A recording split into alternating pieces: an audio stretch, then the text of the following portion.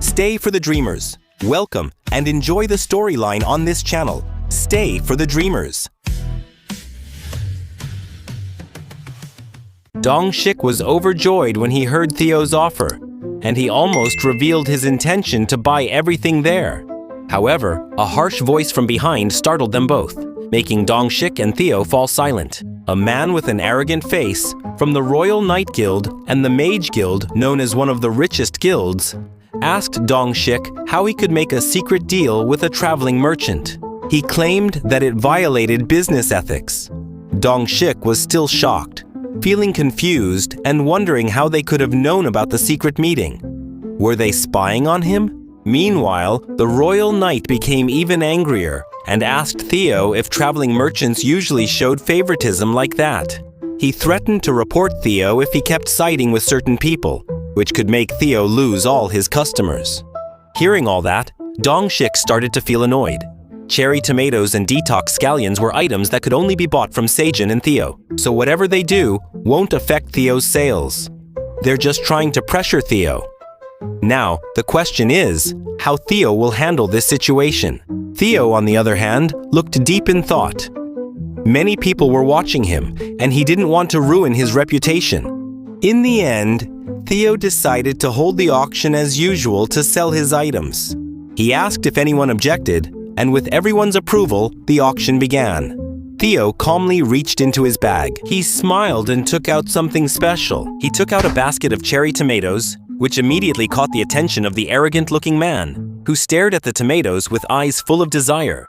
Then, Theo announced that he would be selling C-grade magic tomatoes that day, 500 per batch, starting at 6,000. As soon as they heard the words C-grade, everyone was astonished. They couldn't believe that Theo had C-grade goods, and the information quickly began to spread. They all couldn't believe it, because it hadn't even been a month since D-grade goods started circulating. How could C-grade goods appear so quickly? One by one, the auction participants started placing higher and higher bids, climbing from 350 to 400 tower coins, and in an instant, it even reached 700 tower coins. Seeing all this, Shik panicked. He tried to stop his members from buying cherry tomatoes because their main goal was to buy detox scallions. However, it was already too late. His guild members had already bought a number of cherry tomatoes and were holding them with excitement, while Shik could only stand there, annoyed. After that, it was time for the detox scallions. Theo reached into his magic bag again and announced that he had a total of 100 detox scallions, which would be sold in batches of 10. At that moment, Shik's team members realized how big of a mistake they had made. As soon as the auction started, Shik immediately placed a bid of 130 tower coins. However, the other party had already prepared their coins and immediately raised the price to 135 tower coins, making Shik even angrier, raising the price to 155 tower coins. After a while, and after Theo counted down, Shik finally managed to secure 10 detox scallions. At the next auction, before Shik had a chance to bid, the man from the Royal Knight Guild, who had a very high offer, started buying every batch, not giving Shik a chance to speak. Finally, the auction ended with Suha busy taking pictures of Theo smiling while selling the detox scallions. Shik was too stressed. He only managed to get 10 detox scallions.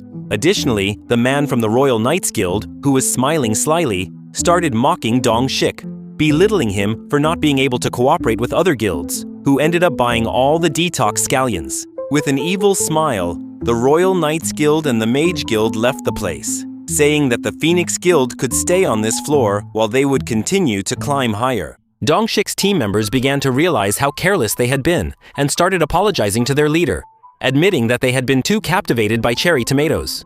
Shik, being a kind-hearted person, forgave them and said that it was okay, the world wouldn't end just because their guild fell a little behind. However, at that moment, Suha called Shik, telling him that Theo had come and wanted to talk to him, which left Shik confused. Not long after that, Shik and Theo were seen sitting together, starting their secret meeting once again.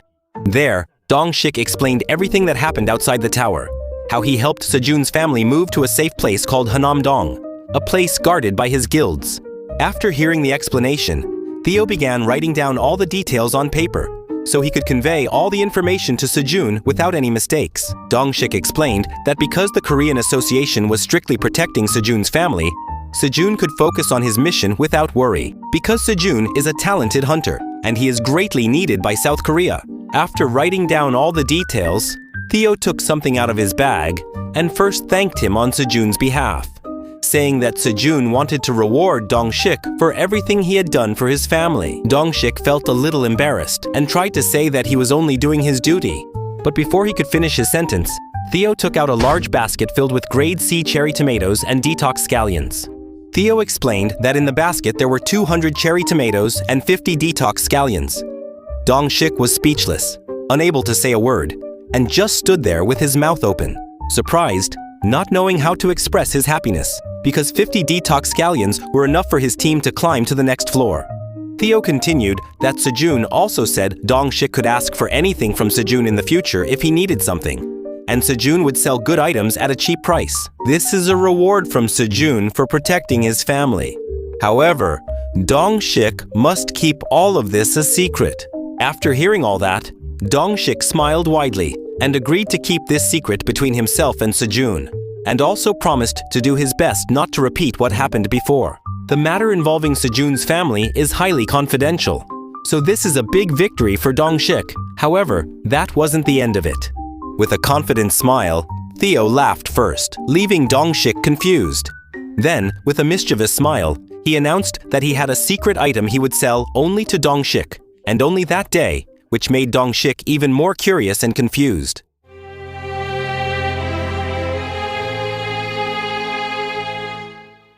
Meanwhile, at Sejoon's place, the Minotaurs were building a modern house. Some of them were holding large bricks, cutting wood. Others were working on the roof, while the gray rabbit was giving them instructions. Sejoon just stood there with his mouth open in amazement. He couldn't believe how fast the work was progressing, even without using modern equipment. Only a few days had passed, but the exterior of the house was almost finished. The gray rabbit, with a polite smile, explained that all of this was thanks to the hard work of the Minotaurs, which made the construction process go quickly. He continued his explanation, saying that the details for the interior of the house had to be completed by technical experts, so the interior work might take some time. With that, Sejoon, along with the gray rabbit and the fighter rabbit, went inside the house to discuss the interior design. However, unlike them, the bear cub watched from behind and also wanted to go into the house with his father. Sejoon, who was giving instructions about where to place the bed and other items in the house, suddenly heard a rumbling sound. He immediately ran toward the sound and found that it was the bear cub trying to get into the house, but the doorway was too small, so the bear cub tried to force its way in, causing the house to shake. Sejoon was shocked and panicked, immediately shouting for the bear cub to stop, because the whole house was shaking and could collapse if this continued. Sejoon politely explained to the bear cub that it couldn't come into the house, which made the bear cub a little sad and asked why it couldn't come in. Seeing that the situation could get worse, Sejoon tried to calm the bear cub with a softer voice, explaining that its body was too big for the house and the door was too small. If the bear cub tried to come in, the house would collapse. He asked whether the bear cub wanted to destroy its father's house. The bear cub finally realized everyone's concern and replied that as a good child, it didn't want to damage its father's beloved house. It just wanted to spend time with its father. Sejoon, while hugging the bear cub, began to lead it away from the house, saying that it could lick the queen bee's special juice in the corner that the bear cub really liked, while its father had to work inside the house. After all the work is done, Sejoon promised to play with the bear cub. However, for now, the bear cub has to sit quietly like a good child. After that, the bear cub was seen sitting quietly, with the little queen bee sitting on its head. The bear cub held the special juice from the queen bee in its hands while watching Sejoon work, checking materials for his bed together with the gray rabbit. While watching and sipping the bee juice, the bear cub started to feel sad again. He just wanted to spend time with his father. Slowly, the sadness grew deeper, and the bear cub began to sob. The little queen bee, seeing this, began to stroke the bear cub's head to comfort him. But this only made him sob and cry even more, saying he wished he were small so he could go inside the house and sleep with his father. Suddenly, the tears that fell onto the bear cub's hands began to shine, confusing both him and the little queen bee. Meanwhile, the Minotaurs were enjoying their lunch, and Sejoon was discussing with the gray rabbit about the right materials for a bed. At first, they thought about using green onions, but the gray rabbit said that if they used green onions, the bed would be too hard. Suddenly, a shout was heard calling Sejoon dad with great excitement, which immediately surprised Sejoon. Before Sejoon could do anything, the mini version of the bear cub quickly jumped towards Sejoon's chest. The impact of the collision sent Sejoon flying, falling onto a pile of green onions, surprising everyone around him. After Sejoon managed to catch his breath, his body was still dizzy from the impact. But before he could recover, something licked his face.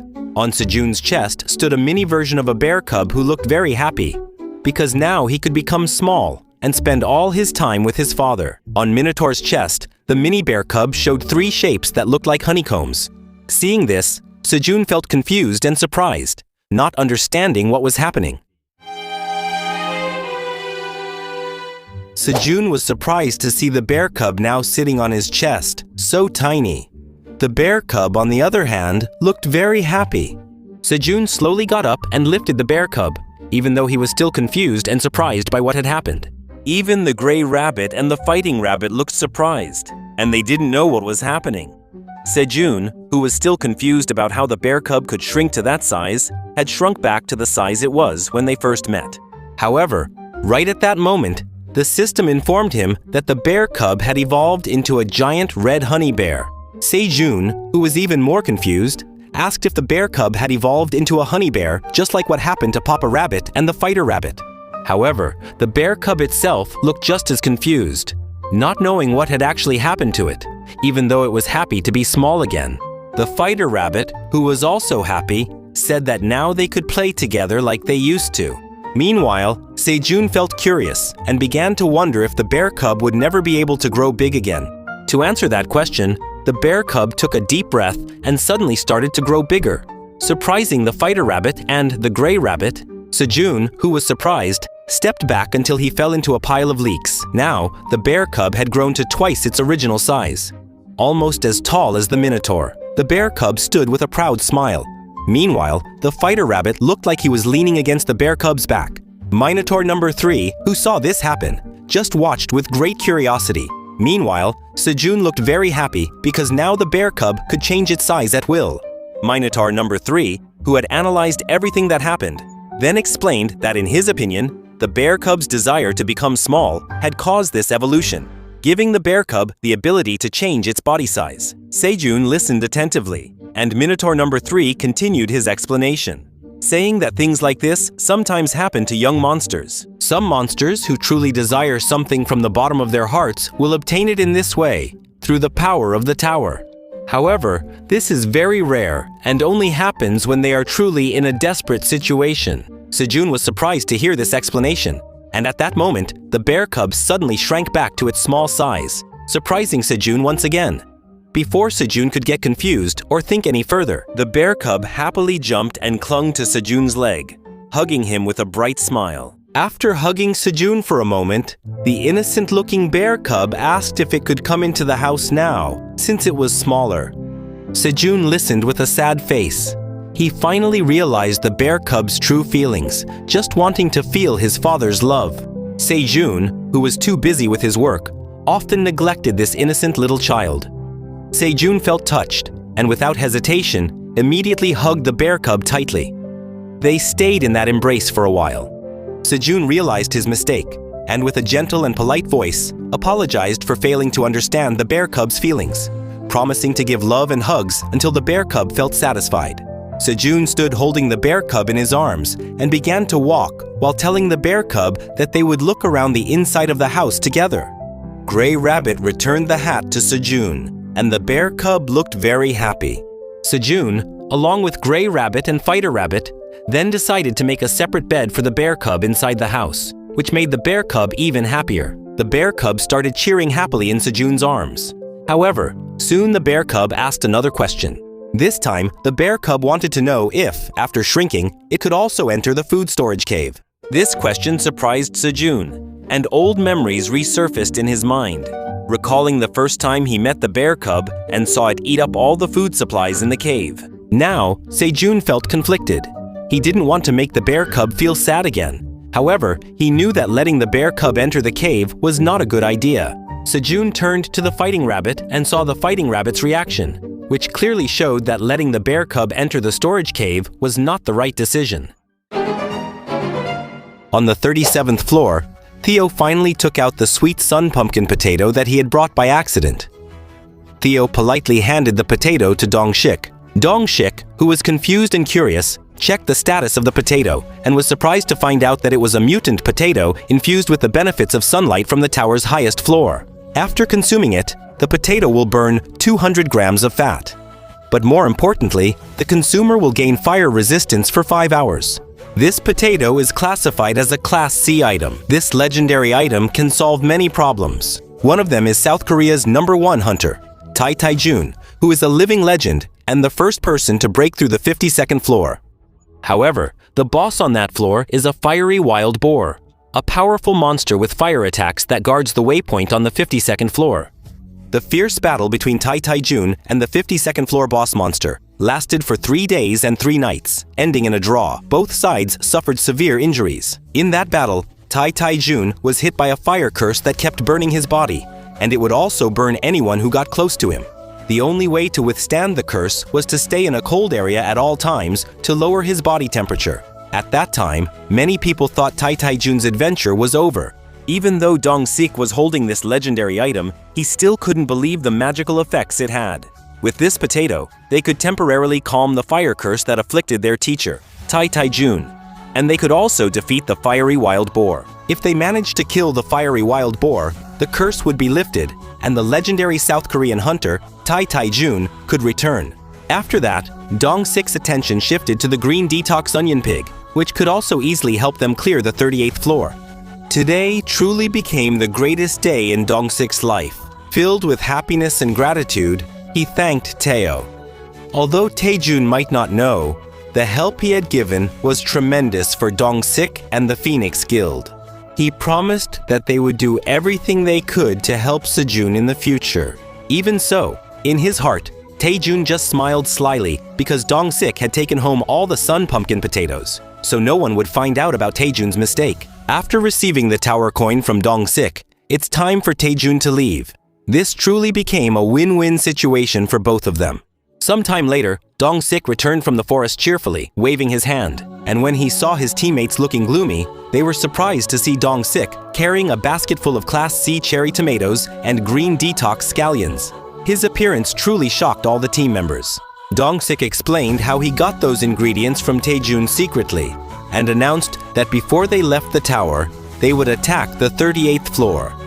Everyone agreed, and each member ate 1 green detox scallion, ready to fight the poisonous spider. With that, the fierce battle between Phoenix Guild and the 38th floor boss began. But this time, because they were immune to poison, they could easily deal damage to the boss. On the 75th floor, the merchant's market was as crowded as usual. However, as usual, all the animals were surprised to see the tall silver wolf guarding a small, weak-looking cat. They were curious.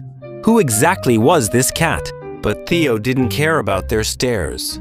The wolf chief then noticed Theo's very good mood and asked what made him so happy. Excitedly, Theo explained that his sales were very successful today. After that, Theo stopped walking, raised his hand, and announced that he, the greatest merchant, would treat everyone to delicious food, which immediately made everyone happy. The wolf began to praise the great Theo. Meanwhile, the wolf talked about a new noodle place with really delicious food and other mouth-watering dishes they would try. Theo suddenly felt that there was something interesting nearby. Unexpectedly, he started moving his hands in a strange way, making small gestures that confused the wolves. The wolf chief asked what Theo was doing, and Theo explained that he felt there was something really good around them. With his strange movements, Theo approached an old shop where an old gold ring was being sold. Theo immediately placed his hand over the ring with full confidence. However, unexpectedly, there was a little hamster who was also about to put its hand on the same ring, but ended up holding Theo's hand instead. This made Theo very confused. He needed a moment to process what was happening. After realizing that this little hamster also wanted the ring, Theo immediately took the ring angrily and started questioning who the hamster was. Meanwhile, the hamster stood confidently, thinking that this cat was nothing more than a mid-level wandering merchant. Arrogantly, the hamster said that Theo would not be able to use the ring and asked him to hand it over. This made Theo even angrier, and he replied that he was the one who took the ring first, and it was none of the hamster's business whether he could use it or not. Theo ordered the hamster to leave, calling it a little creature. The hamster, who was initially patient, began to feel annoyed after hearing that insult. Now the two of them glared at each other. Then Elka, the chief of the wolf tribe, came and asked what was going on. However, the chief of the wolf tribe was shocked. The silver wolf chief looked terrified upon realizing that the hamster in front of him was Iona, the legendary Grand Witch of Destruction. The black staff with a purple crystal held by the hamster was a legendary artifact, the Staff of Calamity, which with a single swing could flatten a mountain, and with a second swing, turn a river into an ocean in an instant. Elka, the chief, wondered why such a great figure like Iona was on this floor. With a serious expression and a frightening aura, the hamster said he wanted to give Theo one last chance to take back his words. However, since he was in a bad mood, he would take Theo's life. Then, the hamster spoke, raising his staff with a deadly gaze, and announced that he would take Theo's life as an apology. At that moment, the panicked wolf chief immediately jumped between them. He asked Iona to hold back her attack and explained that the cat was a subordinate of the great black dragon. If Iona killed Theo, the consequences would be very bad for Iona.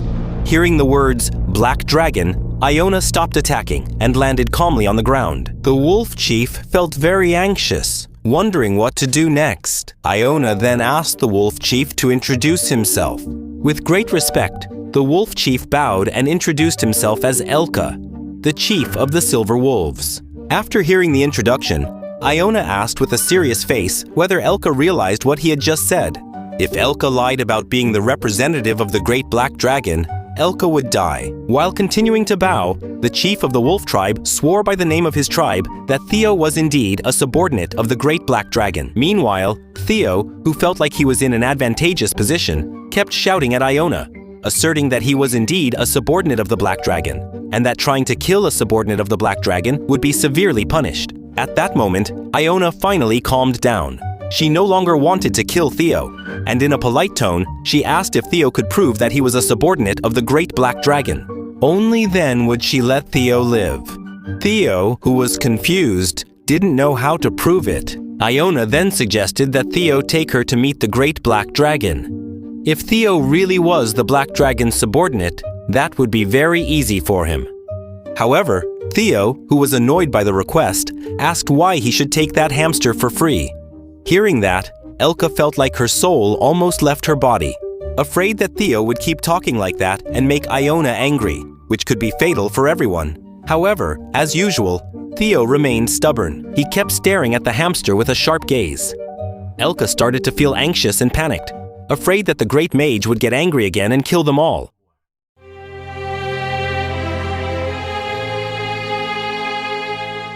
Theo explained to Iona that he was a subordinate of the Black Dragon as well as a wandering merchant. With full confidence, Theo told the hamster, Iona, that if she wanted him to take her to the Great Black Dragon, Iona would have to pay a high price. This surprised Iona. Meanwhile, the leader of the Silver Wolf tribe, Elka, almost lost her sanity. She was very afraid of the consequences if this continued, afraid of dying without leaving any trace behind. However, Iona was not angry at all. At first, she just chuckled. Then she burst out laughing until tears streamed down her face. She was greatly amused by Theo's overwhelming confidence, while others would have run as far away as possible upon seeing her. This was the first time in years that someone had been able to entertain her in this way. Iona finally introduced herself and asked what Theo wanted as payment. Theo, with his unshakable confidence, explained that he was trying to buy something for the Black Dragon. He wanted her to pay for it, since Iona had interrupted him by showing up out of nowhere. Iona guessed that what Theo meant was the gold ring she had her eye on. And with great eagerness, she declared that she would buy the ring and give it to Theo for free as payment. If that wasn't enough, Iona was even ready to buy anything else Theo might need. For Iona, meeting the Black Dragon was something truly valuable, and she didn't mind spending any amount of money for that. Meanwhile, Theo felt very lucky to have met someone like Iona. He could get all the items needed for Sejun without having to spend a single penny. A while later, Theo was seen returning to the black market, the place where he also got the straw hat. There, he bought 100 glass bottles. With a wide smile on his face, Theo continued to buy 3 more straw hats, which seemed quite ordinary. But who knows? The items Theo buys always end up being unique or legendary. Then, with great respect, Theo gave one of the straw Kobe hats to Elka, who worked hard, suggesting that she give it to her child, who would surely love it. Elka was surprised and felt very appreciated, even though at first she refused, saying the hat wouldn't fit her head. Iona, who was watching in her confusion, began to wonder about the item Theo had chosen. She wondered if Theo really intended to buy something that the black dragon might need, because this item looked very cheap. Theo just continued casually while putting a hat on his head, without explaining any further. That made Iona even more confused and annoyed, silently threatening that if Theo turned out to be lying, he would suffer. Suddenly, Theo took a hat usually worn by wizards and placed it on Iona's head, saying that he felt the hat would really suit her. Theo's words managed to melt Iona's heart, calming her anger. For years, no one had ever spoken to her like that, let alone tried to flirt with her in such a casual way. Iona thanked him, though she said that not all witches have to wear hats. However, Theo, who didn't care about Iona's reaction, hurriedly told her to pay for the items she bought so they wouldn't be late. Iona felt angry, growing more annoyed with Theo's impatient attitude. Meanwhile, Theo was still enjoying the day, happy because he managed to get a free item. When Iona asked about the price, the merchant calculated and said that their total shopping was 20 tower coins. For Iona, that was a very low amount, so she casually took the money and was about to hand it to the merchant. However, Theo, who was still in merchant mode, approached and loudly asked for a discount, surprising both the merchant and Iona. As a true merchant, Theo was not satisfied with just a small discount. He kept asking for a bigger discount, until he finally managed to get a 50% discount and paid only 10 tower coins for all the items he bought. On their journey to the 99th floor, the silver wolves carried all the items they had bought, while Theo led the way with Iona following behind him. Theo turned and thanked Iona for all the items she had bought, including the hat he bought for her. Iona, in a polite tone, replied that it was nothing, and she was ready to do even more if it was for the great black dragon. However, in her heart, Iona felt confused. She didn't understand what was on Theo's mind. Iona thought Theo would ask for something bigger, like a legendary or unique item, but what he asked for was just a cheap item that even seemed useless. Not only that, Theo also asked for a discount so Iona could save money. Iona was puzzled by this cat's behavior. Sometime later, curiosity made Iona ask about the whereabouts of the great black dragon. Theo, with a bright smile, said that he was heading to the 99th floor, where Iona could meet the great black dragon in person. This made Iona even more confused. Iona didn't expect that they would be heading to the 99th floor. She wondered, isn't the great black dragon's place the administration room that connects all the floors of the tower? However, Theo reassured Iona, saying that she would know when she got there. Although she was doubtful, Iona chose to follow Theo without saying anything. Meanwhile, on the 38th floor, Shik and his team easily destroyed all the sticky white spiders blocking their way. Thanks to the detox green leaves from Sejun, they managed to clear the 38th floor without a single casualty. It was an extraordinary achievement. This victory was celebrated with great joy. After that, with a sense of pride, Shik glanced toward Y Point. He then led his team to immediately head to the 39th floor with firm determination to face the next challenge.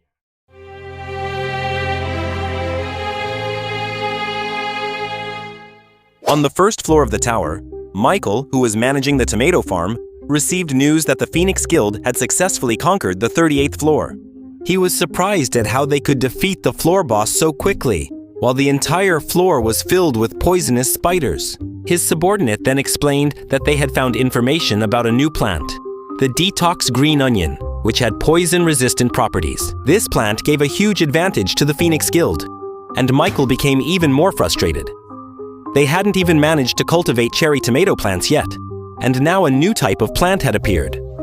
Michael was worried. He realized that at the very least, he had to inform the council that his new project was showing good results. But not long after, a scientist came with shocking news. It left Michael stunned. The scientist showed a tomato plant that had now mutated, with flower petals resembling a mouth lined with sharp teeth. Michael was shocked and asked why the plant hadn't been disposed of yet. Meanwhile, the scientist explained that the mutation happened as a result of using a growth enhancer. Annoyed, Michael cut one of the plants with a knife and said that this was no longer a plant, but a monster. Suddenly, Michael was startled by a system notification. Michael, who was also a hunter, gained 27 experience points by defeating the contaminated cherry tomato monster. The scientist explained that the cause of the plant's mutation was most likely influenced by the environmental conditions in the tower. And also, the plant needed to eat insects or small monsters to survive and grow. Michael fell silent, thinking about this carefully. The scientist added that the result might differ from their original plan. However, this mutant plant could also reproduce on its own, and that's what allowed them to enter the tower and level up without danger. Hearing all that, Michael felt like he had found the opportunity he had been waiting for. With a sly smile, he immediately planned to replace all the existing plants with these mutant tomato plants, which he would turn into an experience farm for the farmers and other players. He was sure that this would become a very profitable business. Meanwhile, on the 99th floor, Sejun was sitting next to the new queen's cocoon, which was about to hatch. He waited anxiously, encouraging the queen so that she could hatch safely. After a few small pushes, the cocoon finally began to crack, and a bright light shone from within, revealing the birth of a beautiful new bee queen with long, gorgeous hair. The system announced that Sejun had now become the father of another bee queen. As soon as the new bee queen opened her eyes, she saw Sejun's warm welcome and the two previous bee queens, and the new bee queen looked happy, also amazed by the beauty of the flower in front of her. However, before she could do anything, the first bee queen and the second bee queen immediately flew off with her. The three of them flew happily while Sejun just relaxed, lying on a chair made of green onion leaves. That day truly felt peaceful for Sejun. However, just as he was about to fall asleep, something sticky and black stuck to his face, startling him and waking him up. It turned out that in front of him stood a bear cub who looked very excited while holding up a squid. Beaming, the bear cub told Sejun that he had caught something he had never seen before in the pond. When Sejun came to the pond, almost all the rabbits were now covered in sticky liquid from the squid, feeling annoyed and complaining about its bad taste. Sejun just stood there, watching them while laughing. He explained that the sticky liquid was actually not meant to be eaten, but was useful for something else. Of course, it didn't taste good. Meanwhile, Papa Rabbit, Gray Rabbit, and Mama Rabbit were busy cleaning the ink off all the rabbits' bodies. Meanwhile, Sejun, the bear cub, and the fighter rabbit were watching the squids swimming in the pond. Some of the squids were moving around, even making the bear cub curious. The bear cub explained to Sejun in confusion that according to the black rabbit, he caught this strange creature while hunting for fish. After catching it, the creature kept squirting something, and then a sticky liquid came out of it. Sejun realized that neither the bear cub nor the rabbit knew what a squid was. He then began to explain that this creature was actually not something complicated. Sejun revealed that this squid was very delicious and offered to cook it if they were interested. Sejun then started cutting the squid with a knife, cleaning its insides, and then stir-frying vegetables with delicious seasonings. After the vegetables were cooked, he added the sliced squid and started frying it. Not long after, the stir-fried squid was ready to be served. Sejun held the dish with a warm smile and served it in front of his friends. The system then announced that Sejun had created a new dish, increasing his cooking skills to level 2. However, it wasn't over yet. Sejun also prepared whole grilled squid and squid sashimi served with boiled green onions. The dish was truly appetizing, enough to make the black rabbit and the bear cub's mouths drop open. Sejun also felt very happy seeing such a delicious-looking dish. With a cheerful smile, he admitted that it felt like it had been a long time since he last ate squid. Holding a bowl of spicy squid, the sweet and spicy aroma coming from the dish made Sejun eager to taste it. On the other hand, all the rabbits held their grilled squid, taking their first bite. The bear cub just held its food, looking at it and sniffing the aroma with a cheerful face, excited to taste something new. Soon, all the rabbits and the bear cub began to feast. As soon as they tasted it, they were surprised by how delicious the squid was. Sejoon also enjoyed his stir-fried squid. Meanwhile, the black rabbit started thinking about diving back into the dimensional sea to look for other delicious foods. In another corner, Papa Rabbit was feeding Mama Rabbit, who was pregnant again, with squid. Mama Rabbit was pregnant for the 4th time in the past few months. At least someone is having fun. Meanwhile, the bear cub, who also wanted to go to the dimensional sea to catch delicious sea monsters, asked Sejoon to teach him how to swim and dive. Sejoon promised that after they finished their tasks in the field, he would teach the bear cub how to swim and dive, which made the bear cub very excited. On the other hand, Theo and the silver wolf, together with Iona, were on their way to the 99th floor to meet Sejun. However, LK suddenly stopped in the road because all the monsters ahead were also motionless, just standing there. When they moved a little further, the entrance officer announced that the fast track would not be available for the next few days. So they were asked to use the normal route. This situation caused chaos in the area. Everyone was confused about why the route was closed. Theo, who was still confused, asked LK what was happening and why the route was closed.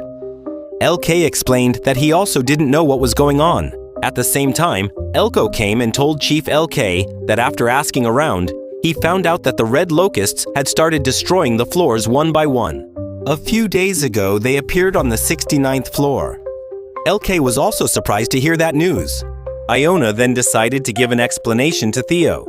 She explained that they are pests called shadows of destruction, the beginning of a disaster. Theo, who also didn't know what pests were, chose to stay silent so he wouldn't look foolish. Iona continued her explanation, saying that these creatures were created to consume and destroy everything in their path. They are a real disaster. Iona further explained that they are creatures trying to take over the residents' homes in the tower. Heartless beings. Now, since the Magic Tower and the Mercenary Alliance are likely controlling the movement in the corridor to fight the Red Locusts, Iona should also join the Alliance and take part in the battle. However, he met Theo along the way, and now wants to meet the Great Black Dragon to ask for help. Iona urged them to move quickly toward the fast route. Their time is very limited before those demons destroy the entire tower. Theo, who was confused, asked, "Isn't the fast route only for high-class traveling merchants?" However, before he could finish his sentence proudly, the hamster interrupted and said that they would be able to enter because he was with them. As a shiny golden badge was pulled from the robe, Theo was surprised to see it. He couldn't believe the hamster had a golden badge reserved for grand merchants, a rank above high-class merchants. This badge itself is a symbol of power that allows unlimited use of all shortcuts. Upon realizing this, Theo changed his attitude. With a friendly expression, he suggested to Iona that they become good friends, which Iona then awkwardly refused. On the 99th floor, Sejun was busy with his usual work again. That day, he was cutting green onions under the bright sunny sky. Just like the previous day, the green onions he planted grew rapidly. They grew so fast that it was hard to cut them in large quantities every day. However, Sejun kept on with his task, separating and replanting the green onions. Without realizing it, the field he managed had now expanded to almost 6,600 square meters. From a distance, the field looked like a forest. At that moment, Sejun realized that there was no one in sight around him. He heard the sound of green onions being cut, but there was no one visible nearby. Then suddenly, a scream was heard from the sickle rabbit. Sejun followed the sound and found the sickle rabbit looking confused, saying that there was something strange with the green onion plants. Even though they tried to cut it several times, they all failed to do so. This made Sejun curious. Sejun thought it was impossible, so he decided to cut it himself. However, as soon as Sejun tried to hold the scallion stalk, it was so sharp that he got hurt. The rabbits who came closer immediately showed concern and explained that this scallion was really as hard as a rock and they couldn't cut it. After seeing the wound on his hand, Sejun believed what the rabbit said. He was surprised and, with great curiosity, examined the scallion. It was true. The leaves were as hard as iron. With his curiosity peaking, Sejoon immediately pulled the Scallion plant out of the ground. The system notified him that Sejoon had just harvested a hard knife Scallion and successfully recorded a new achievement for creating a new plant. Only Sejoon could plant it, and no one was allowed to plant it without his permission. However, when checking the status of the plant, Sejoon found that although this plant seemed special, after being consumed, its effect was only at level C.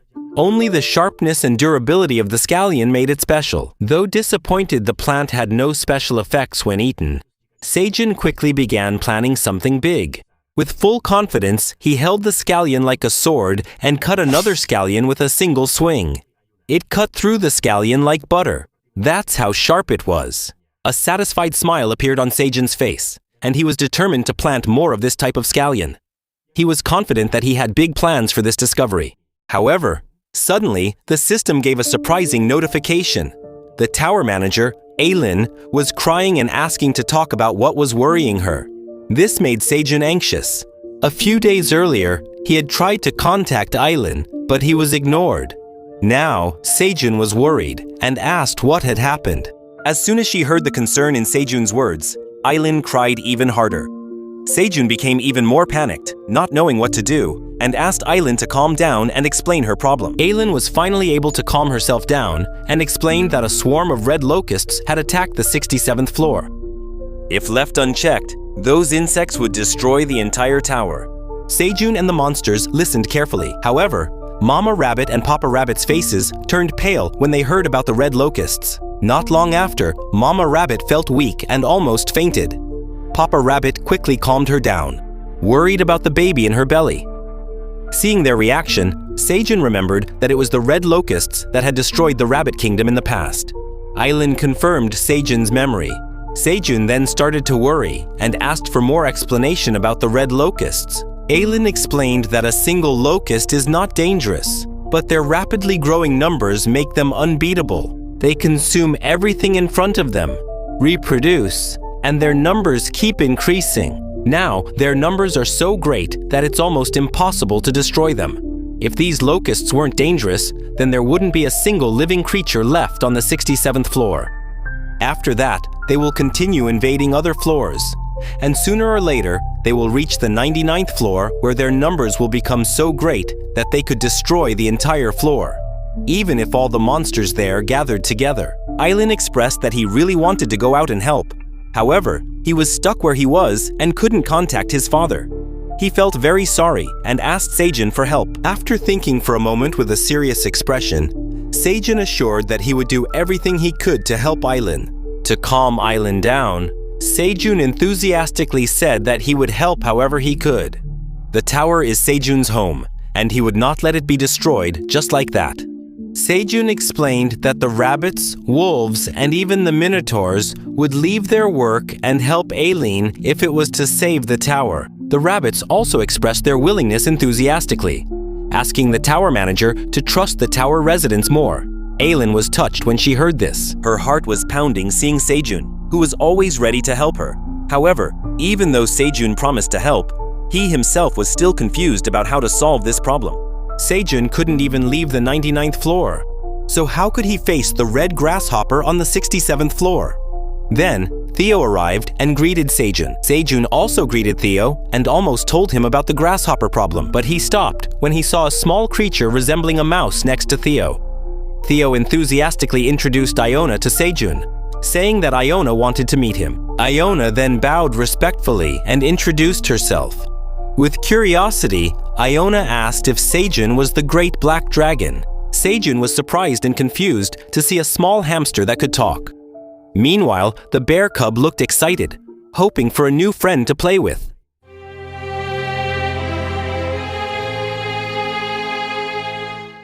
Sejoon felt confused when he saw Iona, the small hamster standing in front of him.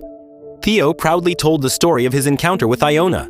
He explained how Iona attacked him, even though Theo had already explained that he was a subordinate of the Black Dragon. Because Iona didn't trust Theo, she was brought here to meet Sejoon directly. After Theo finished his explanation, Iona bowed respectfully again and introduced herself as the head of the Wizard Association.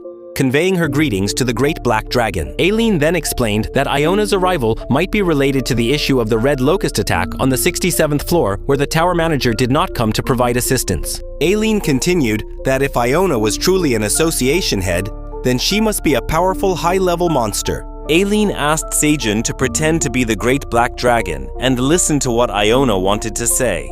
Sejoon, who began to understand the situation, immediately took on the role of the Great Black Dragon, trying to act firmly. He invited Iona to have a drink first. Maybe it was because Iona was exhausted after the long journey. Soon, Iona sat confused on the scallion mat, with juice made from a mixture of cherries and honey in front of her.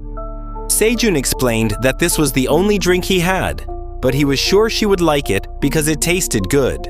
Next to Sejoon, Theo, who heard the story about how the bear cub evolved into a honey bear, looked surprised. After Iona calmed down a bit, Sejoon asked about the purpose of her visit. Iona, although still a little hesitant, explained that she came to discuss a very urgent matter. Sejoon, in a polite tone, asked if Iona's request was related to the Red Locust attack that destroyed the 67th floor.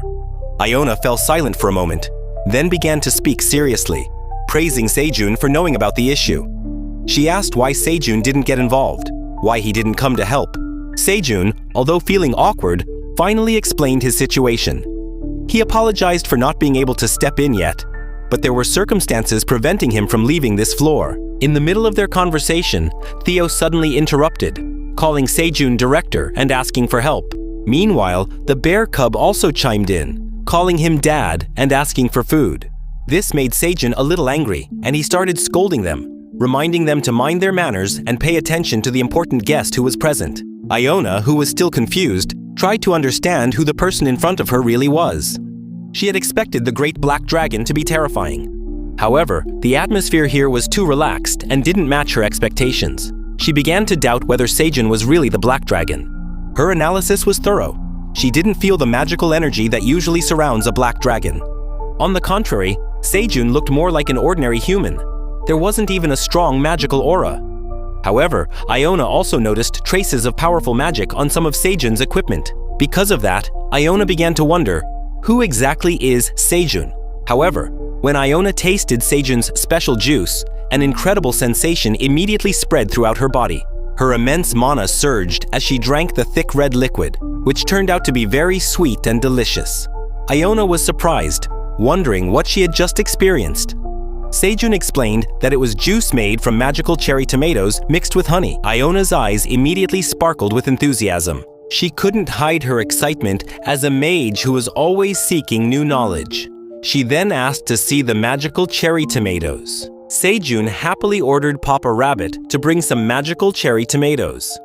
Papa Rabbit came respectfully and handed the cherry tomatoes to Iona. When Iona saw Papa Rabbit, her memories returned to the 55th floor, their original home before it was destroyed by the Red Locust attack. Papa Rabbit explained that after their home was destroyed, Sejoon, known as the Black Dragon, took care of them. Iona then examined the cherry tomato and was impressed by its amazing effects. She then asked if Sejoon had any other types of plants. Sejoon, with great enthusiasm, began to explain the various types of plants he grew, such as sweet potatoes, agility carrots, and stamina corn. All of them were blessed with magic. Iona fell silent for a moment, deep in thought. Meanwhile, Theo gave his favorite churro to the bear cub, who immediately enjoyed it. Sejoon felt proud of Theo's progress and praised him. All the monsters there, including Minotaur, Rabbit, and the others, lived peacefully like siblings. Iona realized Sejoon was caring for abandoned monsters and tackling the tower's food crisis by researching and planting magically blessed vegetables. She realized Sejoon's magical energy, which appeared weak, was likely hidden to help weaker monsters feel safe and live comfortably here. After thinking about all that, Iona felt a bit tense. She began to see Sejoon as a legendary god who sacrificed himself for all the monsters in the tower. When Sejoon was discussing a solution to the problem, Iona arrived and interrupted him. With a tone full of regret, Iona apologized to Sejoon. She considered herself a lowly being who had doubted Sejoon, the great black dragon who sacrificed himself for this tower.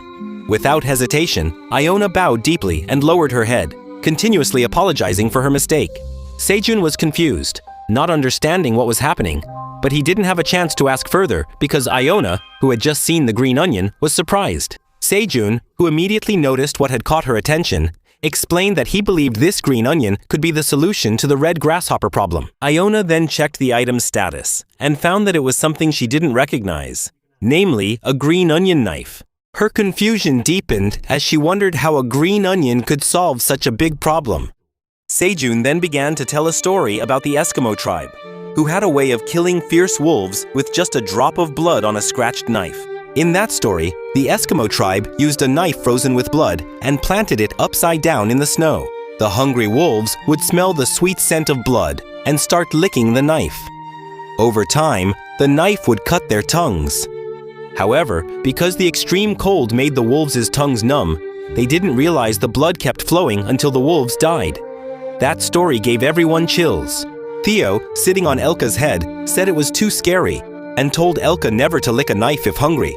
Elka could always find Theo for fish. Iona, listening intently, she began to understand.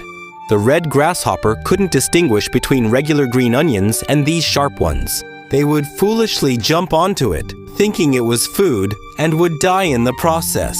Iona felt very excited and couldn't believe that such a big problem threatening the entire tower could be solved so easily. She looked at Sejun with sparkling eyes, admiring him as a truly formidable black dragon, able to create new weapons to face the red locusts, while also solving the food problem in the tower and caring for the abandoned monsters. Sejun, seeing Iona's enthusiasm, could only laugh awkwardly, not knowing what to say. In his heart, Sejun realized that there had been a misunderstanding. Without hesitation, Sejun immediately returned to his role as the Black Dragon. Sejun wanted to prove whether his theory could really produce a solution, because he had just developed this sharp green onion and couldn't be sure of its performance yet. Iona then said that if that was the case, Sejun didn't need to worry, because Iona had some red grasshoppers that she had caught earlier. Iona opened a portal, took out her large staff and several red grasshoppers she had caught. The grasshoppers were then wrapped in a black aura and suspended in the air. Even though they were still alive, they looked like lifeless statues. Sejun was a little surprised to see this, while Papa Rabbit and Mama Rabbit looked frightened, recognizing the red grasshoppers that had destroyed their home. Even though Sejun was also scared, he tried to appear calm. Iona explained that the grasshopper was only captured for experimental purposes. Iona then asked what Sejun, the great black dragon, wanted. Calmly, Sejun asked Iona to wait a moment. Sejun then began preparing his experiment. He planted 2 types of green onions. One was a regular green onion, and the other had been modified into a sharp green onion blade. After finishing, he ordered Iona to release all the red grasshoppers. Following Sejun's command, Iona released the grasshoppers. As soon as they smelled the green onions, they immediately rushed toward them and devoured them in an instant. However, as soon as they saw the shiny and delicious-looking onion blade, one of them tried to taste it. However, when they flew at high speed and tried to land, they were instantly sliced in half with ease. And so it continued. One by one, the grasshoppers were sliced, making Sejun happy that his theory turned out to be correct. Then, the system notified Sejun that he had achieved a great accomplishment as a farmer, killing pests with his harvest and earning a lot of experience points for defeating high-level monsters. Sejun felt very surprised and happy with this discovery, thinking that if things continued like this, he might be able to become very strong quickly. Meanwhile, outside the tower, Shik visited his master and reported that they had successfully conquered the 38th floor without any casualties, which made his teacher very happy. However, his master Taijong asked if Shik had come just to tell him about that. Shik smiled and said that his master really knew everything. With a warm smile, Shik then took out the sweet potato he got from Theo. With full confidence, Shik asked his master to return to the tower immediately, because everyone was already waiting. Shik's words made Taijong excited, ready to enter the tower again. On the 67th floor, a large swarm of red locusts was rampaging, killing everyone there. A group of lizardmen tried to fight back, using their strength against the locusts. The sheer number of locusts made it difficult for them to fight. However, they had to try to push the locusts away, so they wouldn't get close to the floor's waypoint. Suddenly, Iona arrived, floating in the air, causing the group of lizardmen to be confused. Iona activated her spell, casting thousands of high-level spells at once, creating a giant fireball that looked like a miniature sun. This made the lizardmen feel as if they had new hope as they shouted Iona's name loudly. With all her strength, Iona hurled her attack toward the swarm of red locusts. In an instant, everything in the path of the fireball was completely destroyed. All the red locusts hit by the attack died instantly, creating a huge hole in the ground. However, there were still many locusts left in the swarm, regrouping and ready to attack again. Iona quickly opened a portal, threw blade scallions to the confused lizardmen, and explained that her spell had bought them some time. He asked them to plant the vegetables strategically on the battlefield and warned them to be careful because the plants were very sharp. The lizardmen and the other troops looked confused, but since the order came from Iona the Great Wizard, they immediately began planting the sharp scallions on the battlefield. Iona's great spell was only enough to buy a few minutes before the red locusts returned. Seeing the huge swarm of locusts approaching, anxiety returned. The lizardmen started to run, but as soon as the red locusts saw the scallions, they immediately rushed toward them to eat them. However, as soon as they reached it, they were cut in half and died instantly. Seeing the red locusts being easily cut and dying in vain, everyone felt confused. They couldn't believe that the red locusts they had struggled so hard to fight were now cut down by just a few scallions. Iona observed this scene from the sky when a confused lizardman soldier asked her what was really happening and what that strange plant was. With a proud smile, Iona replied that the great black dragon had bestowed its blessing upon them.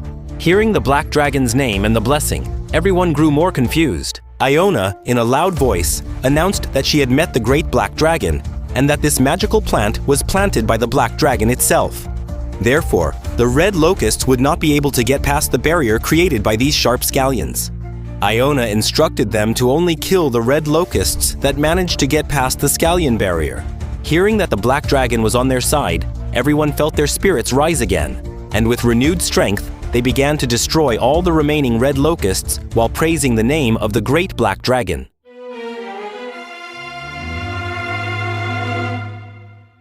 Meanwhile, on the 99th floor, the day was as bright as usual, and the honey bees were collecting nectar from the flowers. On the other hand, Sejun received many system notifications, informing him that his crops had defeated the pests and he gained 1 XP point.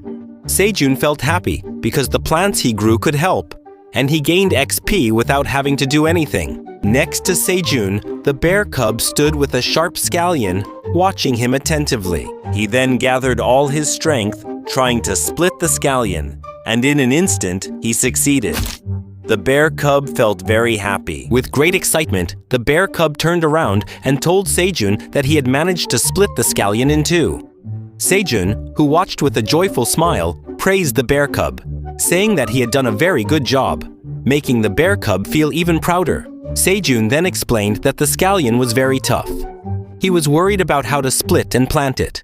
However, thanks to the bear cub's strength, he felt relieved. The bear cub, hearing the praise, became even happier and enthusiastically said that he would do anything to make his father happy.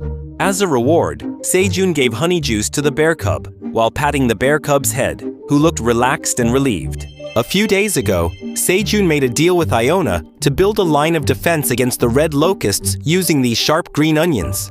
A flashback shows Sejun delivering the green onions to Iona. With great respect, Iona bows and thanks Sejun, saying that if this isn't properly supervised, there could be misuse of this plant inside the tower. She believes that shipping the plants through trade will help Theo, a wandering merchant under the command of the great black dragon. Theo gladly agrees. So does Sejun. After that, Iona explains that she will build defenses around White Point to prevent the growth of the red locusts. Since Iona will be leading her war mage troops against the red locusts, it will be difficult for her to return to the 99th floor. Therefore, she will ask the Wandering Merchant Association to arrange transport for the sharp leeks on behalf of Theo. Upon arrival, Sejun hears a chewing sound. Curious, he turned around and was surprised to see the bear cub chewing on a red locust as if it were candy. He immediately grabbed the bear cub and told it to spit out the red locust, worried that it might be poisonous. However, the bear cub explained that it wasn't poisonous and in fact, it tasted good. At the same time, Elka also asked Sejun if she could try the red locust. Sejun, who was still confused by the situation, finally realized that the monsters actually considered the red locusts to be delicious. After eating, Sejun assigned the wolf chief to transport the sharp leeks to the 67th floor and reminded him to be careful before saying goodbye. From that moment on, that story went down in history.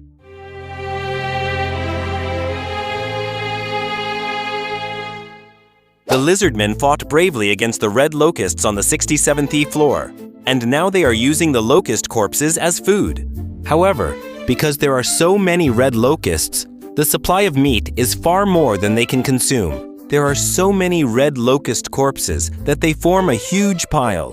Even if the lizardmen ate red locusts all day, they wouldn't be able to finish them. If the locust corpses are left alone, the remaining locusts will come back to eat the dead bodies and lay eggs. As a result, a new swarm will appear again. Therefore, the red locust corpses can't just be left alone. Sejun decided to ask the Silver Wolf tribe to transport the red grasshoppers that died from the hard green onions to the 99th floor to be used as fertilizer and food. In addition, Sejun also plans to sell some of the red grasshoppers to residents of other floors and use the money from the sales to rebuild the floors that were destroyed by the red grasshopper attack. Back to the present, Sejun was picking cherry tomatoes while reflecting on the big deal he had just made, as well as sharing some of the profits with the Silver Wolf tribe as commission. Sejun felt very proud of his achievement.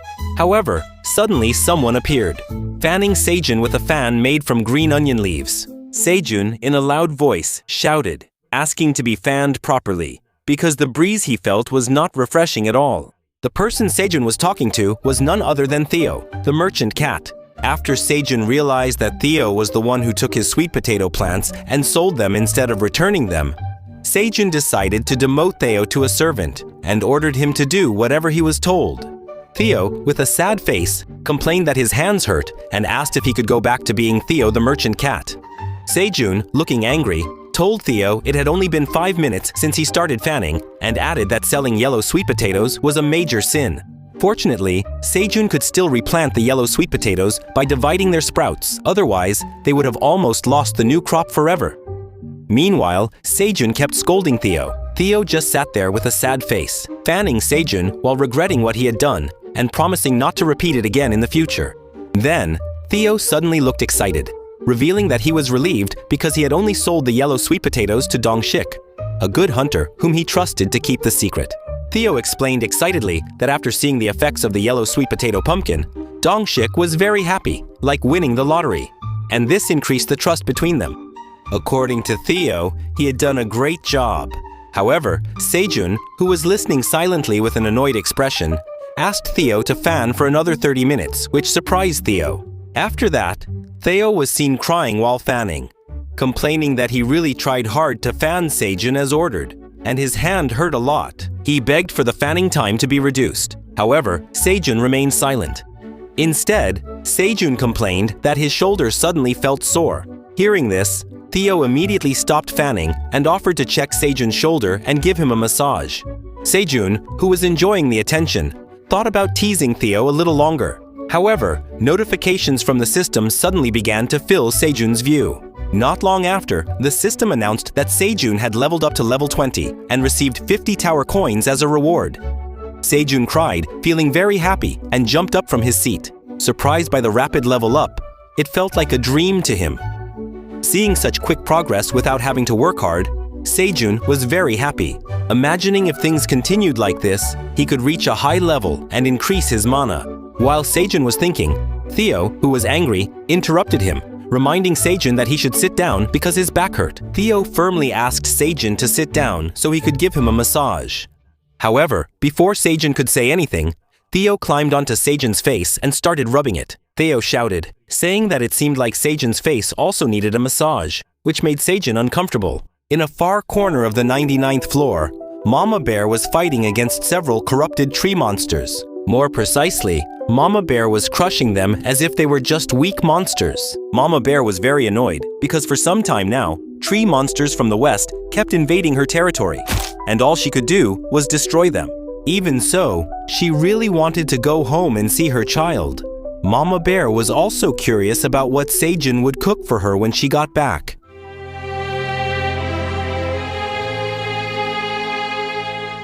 Meanwhile, Aylin sat with a flushed face, drooling, and she was panting in front of an empty bowl that still had a bit of Sejun's special juice left. After taking a deep breath, Aylin drank a full glass of Sejun's special juice, and it tasted so delicious. She was truly addicted to the sweet and spicy taste that could relieve her stress. That day, she had already finished 5 plates of food from Sejun. The food tasted even more delicious, especially after several exhausting days without eating properly. Sejun, accompanied by the cart rabbit and the other white rabbits, was on his way to harvest some crops. He smiled kindly at Aylin, feeling happy to know how much Aylin liked his special dish. He promised to give her some delicious potatoes as dessert. Hearing that, Aylin felt very happy and thanked Sejun in advance. When he arrived, Sejun's view was filled with system notifications announcing that he had killed another red grasshopper. Even Sejun felt a bit surprised. Because of Juhun, the number of death notifications did not decrease. On the other hand, the system notified Aylin that he had killed 1 million red grasshoppers on the 67th floor, and there were still 6 billion more to be killed. Aylin felt satisfied because so many grasshoppers had been exterminated in such a short time. Sejun felt relieved. He asked Aylin if he had helped on the 67th floor, and if his green onion sword had made a significant contribution. Aylin then summoned the crystal ball and looked at the ranking list of the top grasshopper killers. Sejun was in first place with 300,000 kills, followed by Iona with 120,000 and Lizard Mantamuro with 11,000. Although Aylin couldn't confirm the situation on the 67th floor exactly, he was sure that Sejun's green onion sword contributed greatly to defeating the red grasshoppers. With a warm and polite smile, Aylin praised Sejun, emphasizing that his words were not just for comfort. Sejun truly made a great contribution, and after all the red grasshoppers are eliminated from the tower, he will receive a reward according to his contribution. Sejun, who was curious about the reward, asked what form the reward would take. However, Aylin replied that it was a secret. She could only tell Sejun that the greater his contribution, the better his reward would be. Sejun's spirits were lifted again after hearing that. He smiled broadly and thought about working even harder. Meanwhile, the cute, chubby rabbit had already started drooling at the sight of the carrot that Sejun had just picked. Sista announced that Sejun had successfully harvested a level C agility carrot, which would help increase agility and also improve vision after being consumed. Sejun felt very happy with the carrot and immediately gave one to everyone. He announced that the carrot could not only satisfy hunger, but also increase agility so they could work faster. The fat rabbit didn't really care about all those benefits. He was just happy because he could eat the carrot and started dancing with joy. Meanwhile, Theo, who looked sleepy, appeared while rubbing his eyes. Sejun asked why Theo was already up so early and if he was going somewhere.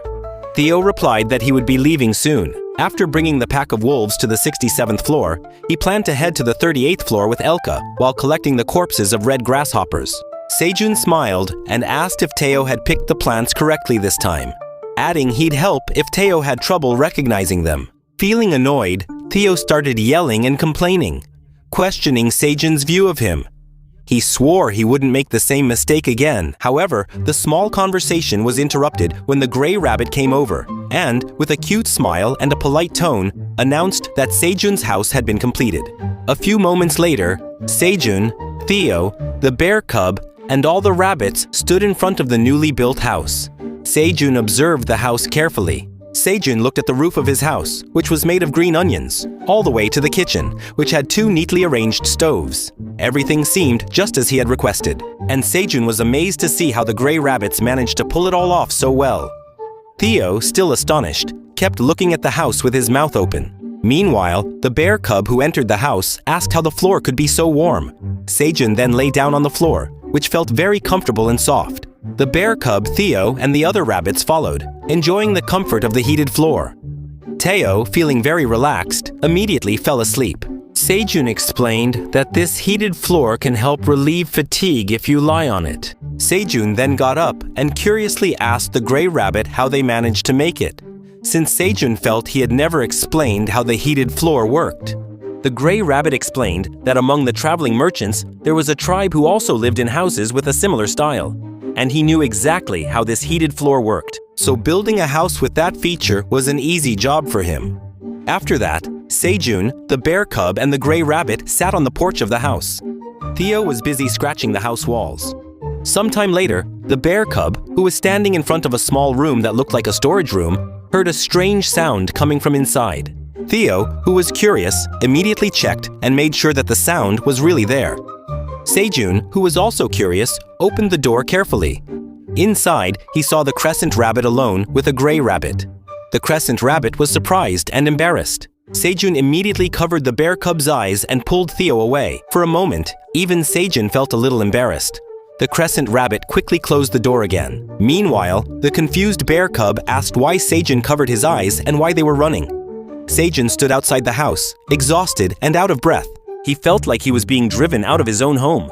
Without realizing it, Sejun started to cry, making the bear cub worried and ask why his father seemed sad. Suddenly, Mama Bear appeared.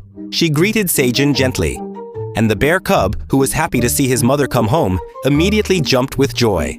Sejun, who was worried because Mama Bear seemed to be overdoing her patrols in her territory, asked Mama Bear not to push herself too hard. However, Mama Bear explained that she was very busy guarding her territory because there were many intruders she had to drive away to protect her territory and also Sejun. After that, Mama Bear knocked down a huge heavy tree, causing a shockwave that surprised everyone around her. She revealed that the tree was a gift for Sejun, a present she thought would be very useful. Hearing that, Sejun felt embarrassed, thanked her, and said that the tree looked very old. Theo, who was curious, asked if Mama Bear would return to the forest and asked for permission to go with her. Mama Bear happily agreed and lifted Theo into her hand. Sejun, the bear cub, and the other rabbits waved goodbye, wishing them a safe journey. After they left, Sejun and the gray rabbit checked the tree that had just been brought in. Sejun wondered what they should make from the old tree. Should it be furniture or something else? The gray rabbit judged that the wood was of good quality. Then he called for his axe to start cutting the tree.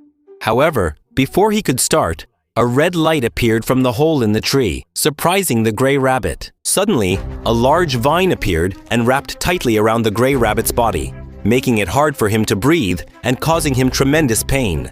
In an instant, the tree seemed to come alive and stand up, revealing itself as a possessed tree and starting to make frightening noises. Actually, Sejun immediately turned around and saw the tree gripping the gray rabbit very tightly. Without thinking twice, he quickly drew his knife and got ready to fight. However, before he could move, the bear cub had already jumped forward, grew larger, and angrily swung its big claw at the tree. The bear cub's powerful strike made the tree release the gray rabbit. But now the tree turned its focus to the bear cub. From within its body, new tentacles emerged, wrapping around the bear cub's body in an unpleasant way. The bear cub felt disgusted and angry, biting and tearing at the tentacles. But the tree kept producing tentacles non-stop, making him exhausted.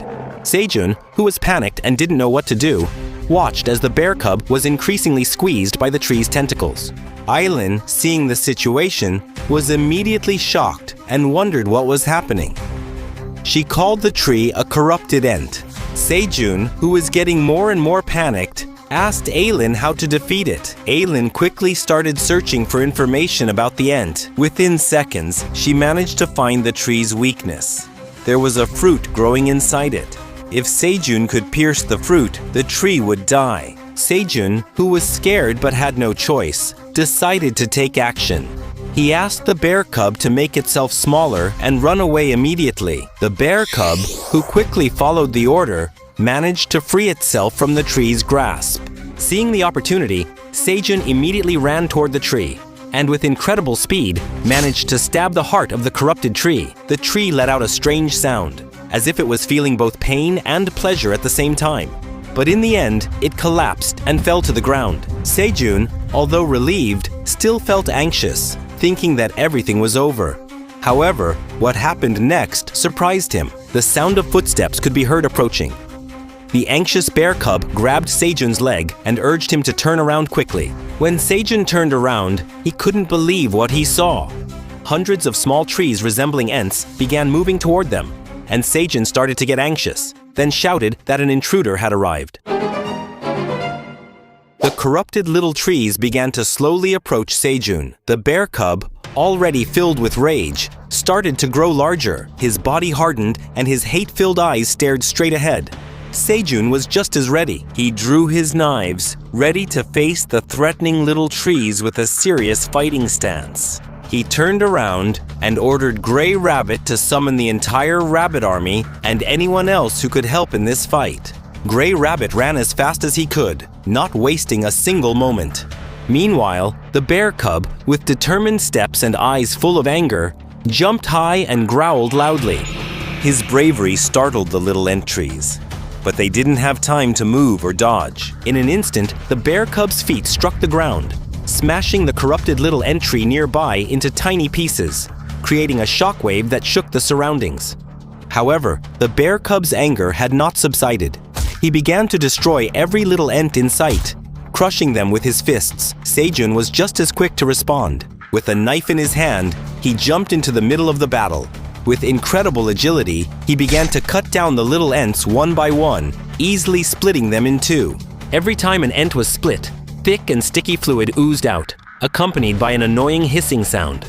Sejun felt confused, wondering where these disgusting creatures came from. However, at the same time, the fighter rabbit and the sickle rabbit appeared to provide assistance. Sejun gave the order not to let these creatures invade their home, because if they did, all their harvest and even their families' lives would be threatened. The fighter rabbit, with a serious face, summoned its hammer and got ready to fight, ready to show its abilities. With incredible strength, it jumped and started smashing the small ants one by one using the back of its hammer. None of them could withstand it. Sejun could only stand in awe, praising the fighter rabbit who looked really cool in action. The fighter rabbit winked, signaling to Sejun to leave this matter to him. Suddenly, one of the small corrupted trees appeared behind him, trying to quietly ambush the fighter rabbit. However, the tree was quickly split in two, and then split again into several smaller pieces. The tree was easily cut apart by the scythe rabbit, who appeared quickly behind it while holding his scythe. After that, the scythe rabbit landed gracefully on the ground. With style, the scythe rabbit warned the fighter rabbit not to let his guard down in the middle of battle because it could be fatal. Meanwhile, the fighter rabbit looked confused and awkward. Not long after, the other rabbits arrived with their own weapons, and Chubby the rabbit was at the very back, but still full of enthusiasm. The bee army, led by their 3 queens, entered the battlefield. The bee queen and her army attacked the corrupted small tree from the air, while the rabbits faced the enemies on the ground, fighting with whatever weapons they had. Even those without weapons began to bite the branch, driving away the evil creatures with great enthusiasm. The worker bees also didn't stay idle, stinging that ant with their deadly stings. Sejun, who was no longer afraid, fought bravely. He kept cutting the branches, the scouting branches that came at him, with the knife in his hand, separating them easily. Seeing that most of the corrupted saplings had already fallen, Sejun encouraged the rest of the troops to keep fighting. Victory was within sight, just a little more to go. All the troops listened and agreed, ready to finish off the remaining enemies. However, suddenly, the warrior rabbit shouted in panic, warning Sejun to look behind him. Worry and tension were evident on his face. A larger group of corrupted ants, now possessing destructive power, began to move forward from within the forest. Sejun was shocked to see the scene. Just one adult ant was already difficult to defeat, but now this was an entire army of ants, even larger than before. Seeing the presence of the giant corrupted tree, Sejun's face turned pale. He didn't know how many more like them were behind. In his confusion, Sejun decided not to rush and started running away from the giant corrupted tree. He gave the order to all his monster troops to retreat for the time being, thinking about coming up with a new plan. However, the bear cub grew big. It ran to save its father. With strong determination, it slammed its body into the giant corrupted ant, doing its best to protect Sejun and the others, making sure they could run to a safe place. The bear cub didn't want to give up, determined to save everyone. The bear cub could only hold out against one big tree. Meanwhile, the others kept coming from behind. Sejun started to worry. He realized that Mama Bear was in the forest with Theo, and they were too far away to call Minotaur King. However, As Sejun was frozen in place, a large corrupted tree appeared behind him, ready to strike. Sejun's speed wasn't high enough to dodge the attack, and that attack almost destroyed him. Suddenly, the Minotaur King appeared with a huge axe, slashing the big tree with incredible power, as if crushing an ant. Sejun was utterly shocked. He never expected the Minotaur King to come and save him. He was speechless, unable to say a word, because he had already thought he would die that day. However, the Minotaur King, with a warm smile, asked if Sejun was all right, if he was hurt. Then he pointed behind him and showed that the entire army had come to help. When Sejun turned around, he saw Minotaur number 3 and Lady Mino fighting against the corrupted tree. Minotaur number 3 easily lifted the corrupted tree as if it were an ant. Meanwhile, Lady Mino casually destroyed the tree with her fist. Suddenly, a loud noise came from behind, and Sejun saw several large trees being thrown high into the air, shattered into small pieces. When he looked closer, it turned out to be Mama Bear, who looked very angry because the trees had entered her territory and disturbed Sejun's field. In her blazing anger, she destroyed the corrupted trees with incredible strength, not giving them a chance to fight back. The Minotaur King couldn't hide his amazement when he saw Mama Bear so angry, because he had never seen her this furious before. Sejun was confused. He wondered how the Minotaur King could know that they were going to be attacked. Suddenly, a notification appeared on the screen informing them that the tower manager had summoned them to help Sejun. Aylin happily explained that she saw the corrupted ant army approaching Sejun's field and immediately contacted the Minotaur King and Mama Bear to ask for help. Proudly, Aylin said that Sejun could always trust her, and as long as she was alive, no one could hurt Sejun. Hearing this, Sejun felt very touched. He smiled and blushed a little. He thanked Aylin for her support. He truly felt happy that everyone came to help him. Now, Sejun stood with a knife in his hand, accompanied by 3 queen bees. The Minotaur King was ready to fight alongside the rabbit army, all armed and prepared. The bear cub, although almost exhausted, kept standing strong with his large body. To boost their spirits, Sejun promised to cook a delicious meal and hold a big party after this battle was over. Hearing that promise, the entire Minotaur army, including Mama Bear, the bear cub, and the fighting rabbits, started drooling and became very excited. Even the queen bee landed on Sejun's shoulder, ready for action. With a confident smile, Sejun moved his hand and gave the order. The attack began. The second stage of the battle had started. With all the creatures moving forward, filled with enthusiasm, they fought for the grand feast waiting at the end of the battle. On the 67th floor, which used to be a dense forest owned by the lizard man, it had now turned into barren land with not a single blade of grass left. The corpses of red grasshoppers lay everywhere, decorating the destruction left behind. The wolf chief and Theo observed this very distressing situation. Confused, Theo wondered to himself, wasn't the 67th floor once a dense forest? But now there were no more plants growing, only empty land stretching endlessly. The wolf chief explained that every place the red grasshoppers passed through became barren like this, without leaving a single blade of grass. Seeing the destruction caused by the red grasshoppers, Theo was shocked. However, he also noticed that some of the worker wolves were still working hard in the field to rebuild this damaged area. With curiosity, Theo asked the wolf chief why his tribe was doing this work. The wolf chief explained that they were asked by the lizardmen to clean up the damaged land, because the lizardman tribe was short of workers after fighting against the red grasshoppers. Theo was still confused and asked if the wolf chief was being paid for the work, but the answer was surprising. The wolf chief replied that he was not being paid. Even so, he felt that the job was not difficult, just light work, so he agreed to do it.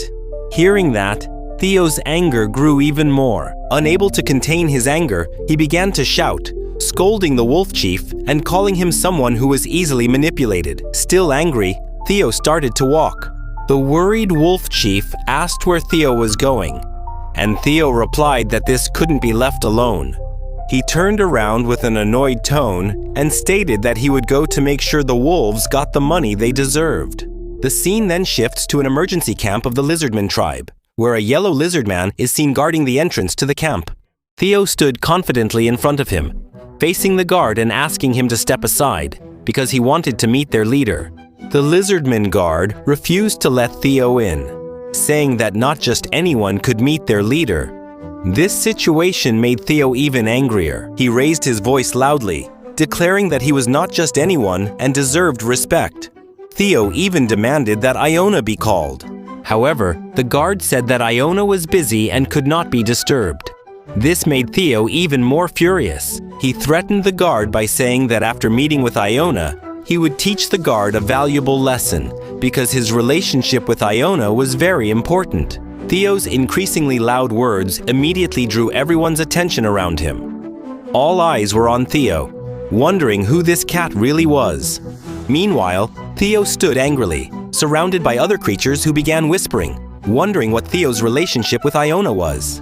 Beside him, Elka looked panicked, anxious about the trouble that would come from Theo's words. Elka, the chief of the Silver Wolf tribe, anxiously asked Theo what he had said. Theo, seeing the reaction of the chief of the wolf tribe, could only feel confused, not understanding why the chief was so shocked. However, in the end, what was really on Theo's mind was finally revealed. In Theo's way of thinking, Theo is Sejoon's subordinate. Iona is obedient to Sejoon, which means Iona is also Sejoon's subordinate. Based on that thinking, Theo thought that he and Iona had something in common, which is that they are both Sejoon's subordinates. The wolf tribe chief, confused and shocked, could only remain silent, sweat pouring down his face. Meanwhile, Theo started shouting to everyone, explaining how important their relationship was. The wolf tribe chief grew even more nervous, and the other creatures also began to sweat, wondering about the closeness between Theo and Iona. Suddenly, Iona hurriedly opened the tent curtain and came out, surprising Theo. With an anxious expression, Iona shouted for Theo not to mention it in that way, because it could make people misunderstand their relationship. A few moments later, inside the tent, everyone started to wonder, who exactly is Theo? In that room, there was a large map spread out, showing the entire 67th floor. Iona told Theo that her team was in an important meeting to prepare for the next Red Locust attack, and asked what brought Theo to that place. Theo immediately replied that he came to the 67th floor because of the wolf tribe issue. With an annoyed expression, Theo explained that the Silver Wolf tribe was cleaning up the mess on the 67th floor, but their contract was only to collect the bodies of the Red Locusts. He felt their work was very unfair because they had to do extra tasks without getting any additional pay. Iona was surprised to hear that and admitted that she was always on the battlefield, so she didn't know what was going on. Iona then turned and asked Toro, the chief of the Lizardman tribe, about it. Toro became anxious and started to sweat. Toro began to explain that the entire Lizardman tribe was involved in the battle, and the only members left were children and the elderly. Therefore, he asked for help from the Silver Wolf tribe to assist them in clearing the area they had managed to reclaim. Theo said that extra work should still be compensated, and he wanted to make sure the Silver Wolf tribe received compensation no matter what.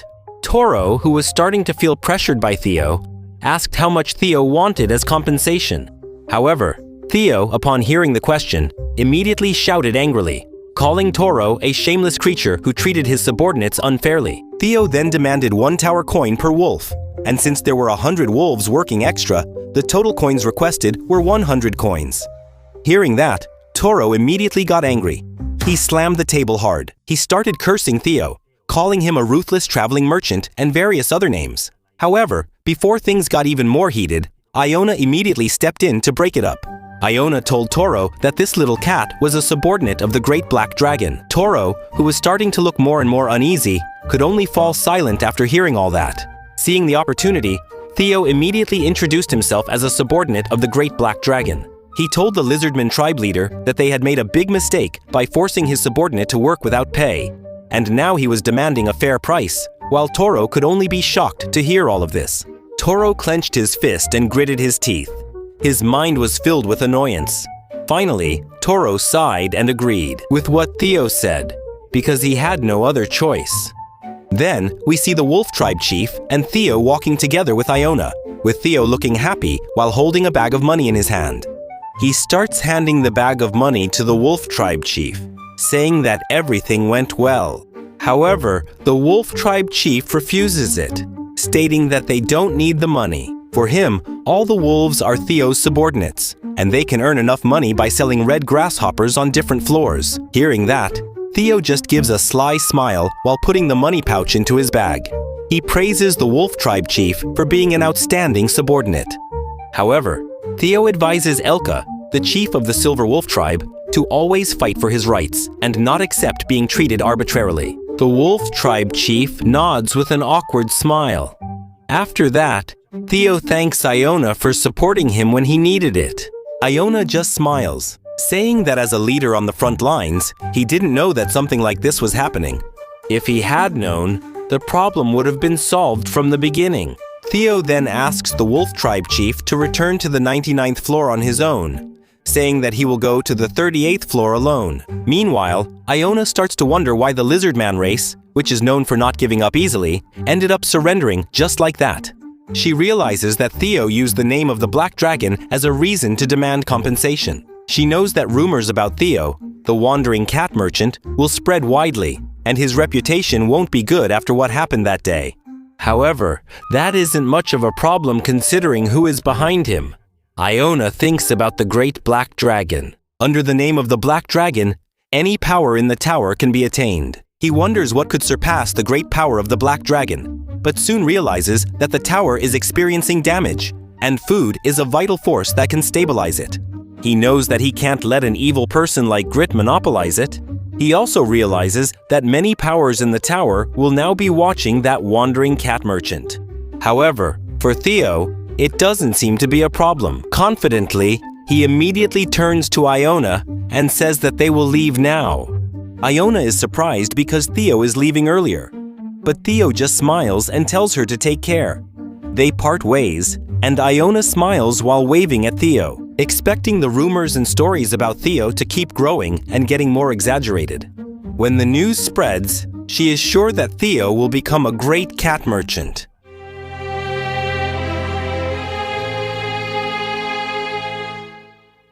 The scene shifts to Sejun, who is leveling up again, reaching level 22 and gaining bonus status points. Sejun wakes up upon hearing the notification sound. He only intended to rest for a moment, but ended up sleeping longer than he thought. He didn't realize when he reached level 22, feeling that his level was increasing too quickly. After waking up, he saw the Minotaurs working together to cut tree trunks into small pieces for the carpenters. Sejun was lost in memories, recalling the attack of the corrupted Ent. With the help of Mama Bear, the Minotaurs, and the bear cub, the battle ended easily. Thanks to the bear cub who brought the dying enemies and asked Sejun to finish them off, Sejun's experience points increased rapidly. Now, Sejun decided to prepare for all possibilities, including unexpected situations. By building a fence using the Ent corpses, the Minotaurs continued to cut wood, while Sejun stood with the bear cub. Upon arrival, he asked Mama Bear if the contaminated creatures were monsters that lived in the haunted forest to the west, which had previously been mentioned by Minotaur number 3. Mama Bear confirmed this and explained that the creatures had started entering her territory for no apparent reason, and their attacks had become more frequent lately. Mama Bear apologized to Sejun, saying that she should have been more diligent in patrolling. However, Sejun quickly reassured her, saying that she didn't need to apologize. He understood how difficult it was to manage such a large territory alone. With a smile, he told Mama Bear that the power of the poisonous honeybees was increasing, so he would ask the second and third queen bees to help with the patrols. Hearing that, Mama Bear smiled and thanked Sejun for his concern. However, Sejun was still curious as to why the corrupted creature had come to the 99th floor. He remembered that one of the fallen creatures said something about there being something on the 99th floor before they died, and that made Sejun anxious. Suddenly, the tower administrator contacted Sejun, telling him that the corrupted creatures were like a virus. The administrator said that no matter how many times Sejun wanted to kill them, they would keep appearing. They would reappear at some point because they were extremely troublesome creatures. If there was a tree with great power around them, they would do anything to corrupt that tree. As a result, all the trees with magical power on the 99th floor have been tainted by corrupted creatures. They immediately go to sleep once there is nothing left around them to corrupt. Aileen, the tower manager, wants to know if Sejun can find the reason why they are now awake and active again. She asks whether Sejun can point out anything suspicious, if that's what he needs to show her. He recalls a very large stretch of fertile land and several corn trees above the cave on the 99th floor. However, while Sejun was thinking, every creature heard a rumbling sound from their stomachs.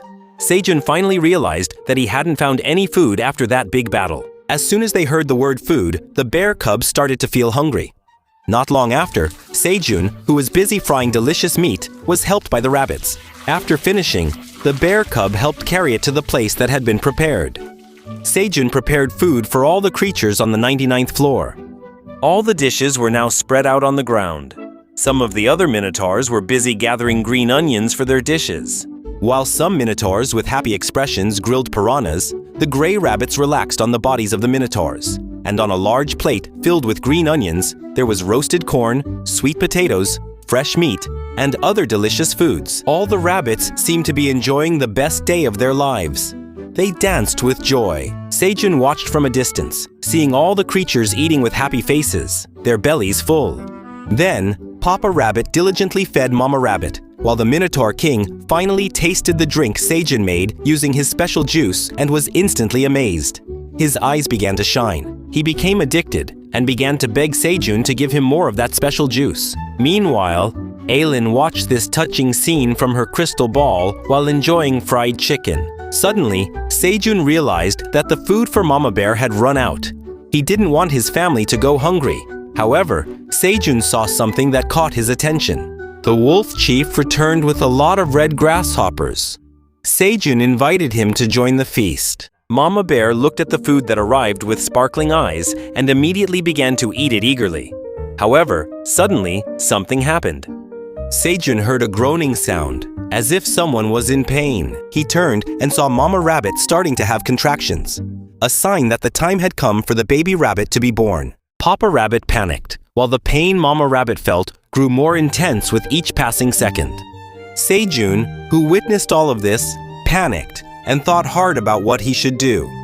He realized it was too late to go to the cave, so he immediately took Mama Rabbit to his house to help her give birth. All the creatures waiting outside the house looked anxious, tense, and full of hope. Finally, after a full hour, Sejun opened the window of the house, and all the creatures waiting outside looked inside anxiously, waiting to see what had happened. The delivery process went smoothly, and Mama Rabbit could be seen sleeping from exhaustion, while Papa Rabbit watched over her attentively. Sejun, with a warm smile on his face, lovingly held the newborn rabbit. The queen bee flew around Sejun's head and shoulders. Chubby Rabbit, Crescent Rabbit, and all the creatures there just stood still, mesmerized and full of awe. The baby rabbit slept safely and comfortably. Everything was fine. Meanwhile, on the 52nd floor of Red Volcano, the entire mountain range looked deserted and neglected, and the hot wind blew strongly. A giant creature with a pig-like face, covered in blazing fire, stood with its huge belly, showing its burning body. In front of it, Taijun stood tall, without showing the slightest bit of fear. Seeing Taijun, the creature began to laugh loudly, looking at him as a tiny insect from outside the tower. It mocked Taijun by saying that he should have already died from the fire poison it had spewed. Taijun, with a smile on his face, thanked the giant pig, saying that thanks to it, he got a few years of vacation time. Taijun then teased by asking if the pig lived comfortably with only one eye open. Of course, this made the pig angry. But it wasn't over yet. Taijun kept teasing, asking how much food the pig had eaten, because from afar he could smell the tempting aroma of roasted fat. The pig became even more upset, and the flames burning on its body intensified its anger. With a loud roar, it swore to make Taijun regret coming before it. In an explosion of fire and flying debris, the pig slammed into the ground with tremendous force, shattering the surrounding earth. However, Taijun remained standing tall, saying that cheap tricks like that wouldn't work on him anymore. He then pulled out his trump card, a sweet pumpkin yam given to him by Dong Shi. With full confidence, Taijun took a bite of the yam. Immediately, Taijun unleashed his power. He shouted and increased his aura, as if showing that he was ready to fight more seriously. Seeing Taijun unaffected by the fire and even getting stronger, the pig started to feel confused. However, before the pig could react, Sejoon, at full speed, dashed toward the creature, ready to attack it. As the boss of the 52nd floor, the pig unleashed a massive wave of lava toward Sejoon. The wave was so huge that Sejoon could be submerged and overwhelmed by the attack. But Sejoon didn't try to dodge at all. Sejoon actually charged through the lava wave. The pig laughed confidently, thinking it had won, and started mocking Sejoon, as if it had managed to roast him. However, Sejoon emerged from the wave of lava, rushing quickly toward the pig. Trails of fire followed his steps. With a deep voice, Sejoon said that the pig's fire would no longer work on him. With that, Sejoon struck the pig's large body with a powerful punch. The pig was shocked. However, the punch didn't have much effect, as its fat body absorbed the entire impact. In an instant, the pig grabbed Sejoon with its claws, surprising Sejoon. It released even more intense fire from its claws, trying to roast Sejoon alive on the spot. The temperature kept rising, and the pig vowed to destroy Sejoon right then and there. Even while in the pig's grasp, Sejoon remained calm and smiled. He reminded himself that it had been a long time since he last fought, to the point that he almost forgot something important. Suddenly, a magic circle appeared around Sejoon's body, and an energy orb began to float above the pig. Within seconds, the energy orb multiplied, and now there were hundreds of orbs surrounding the pig's head. With a confident smile, Sejoon revealed that he was a magician, not a fighter. Before the pig could do anything, the energy orbs attacked at high speed, like a swarm of bees stinging its body. In an instant, the pig fell dead, its tongue sticking out, and Sejoon stood proudly on top of the roasted pig's body. At the same time, the system notified Sejoon that he had defeated the boss of the 52nd floor, and the curse of the fire pig that scorched the land had been lifted. The land that was once barren began to recover. Slowly, it became fertile again. Grass grew, and trees that had previously died began to recover, bringing life back to the once desolate place. Not only that, the curse on Sejoon's body also disappeared. The large fire tattoo on his body disappeared, and for the first time in 10 years, Sejoon felt refreshed and healthy again. Seeing the land recover, Sejoon thought that the land might have been cursed just like his body. He felt very happy, gazing at the sweet potatoes given by Shik, and felt that all of this could happen thanks to that gift. Suddenly, a small cat appeared. It looked surprised to see the greenery that had suddenly grown on the previously barren land. The land that was once desolate was now covered with thick grass, making it difficult for the small cat to walk. When the cat approached Sejoon, it was surprised to see a human on the 52nd floor. However, the biggest surprise came from Sejoon, who was shocked to see the wandering cat merchant on the 52nd floor. Theo, the cat, felt annoyed seeing Sejoon holding a sun pumpkin sweet potato and started to get angry, asking where Sejoon got the sweet potato from. Sejoon stared at the sweet potato for a moment, then began to tell Theo the whole story. After hearing the story, Theo was surprised and realized that Shik was the student of that old man. Theo praised Shik as an exceptional student because he brought the sun sweet potato for his teacher who was suffering. Hearing the praise, Sejoon started laughing out loud and said that Shik was indeed very special. He turned around and thanked Theo for the sweet potato, because thanks to that gift, he could be freed from the fire curse. Sejoon felt very happy and thanked Theo from the bottom of his heart. Sejoon expressed that he now owed Theo a favor and promised to repay the help. However, Theo immediately replied by reminding Sejoon to pay him back right now. Sejoon was surprised and started to get confused about what Theo meant. Theo then smiled slyly, saying that Sejoon had to make a contract with the wandering cat merchant and become his subordinate. However, Sejoon, who knew how important contracts were inside the tower, refused Theo's request. He said that he didn't want to be bound. Instead, Sejoon invited Theo to be friends. Sejoon would fulfill Theo's wishes because they were friends, and Theo seemed to like Sejoon's idea. With full confidence, Theo then asked Sejoon to help him go to the 38th floor. On the 99th floor, Sejun was busy cooking something in a pot. When the pot lid was opened, a delicious aroma immediately wafted out, making the tower farmer smile in satisfaction at his cooking. Sejun told the rabbit beside him that he had been cooking for more than 12 hours and asked if it was time to eat now. The little rabbit agreed, saying that cooking for that long was enough.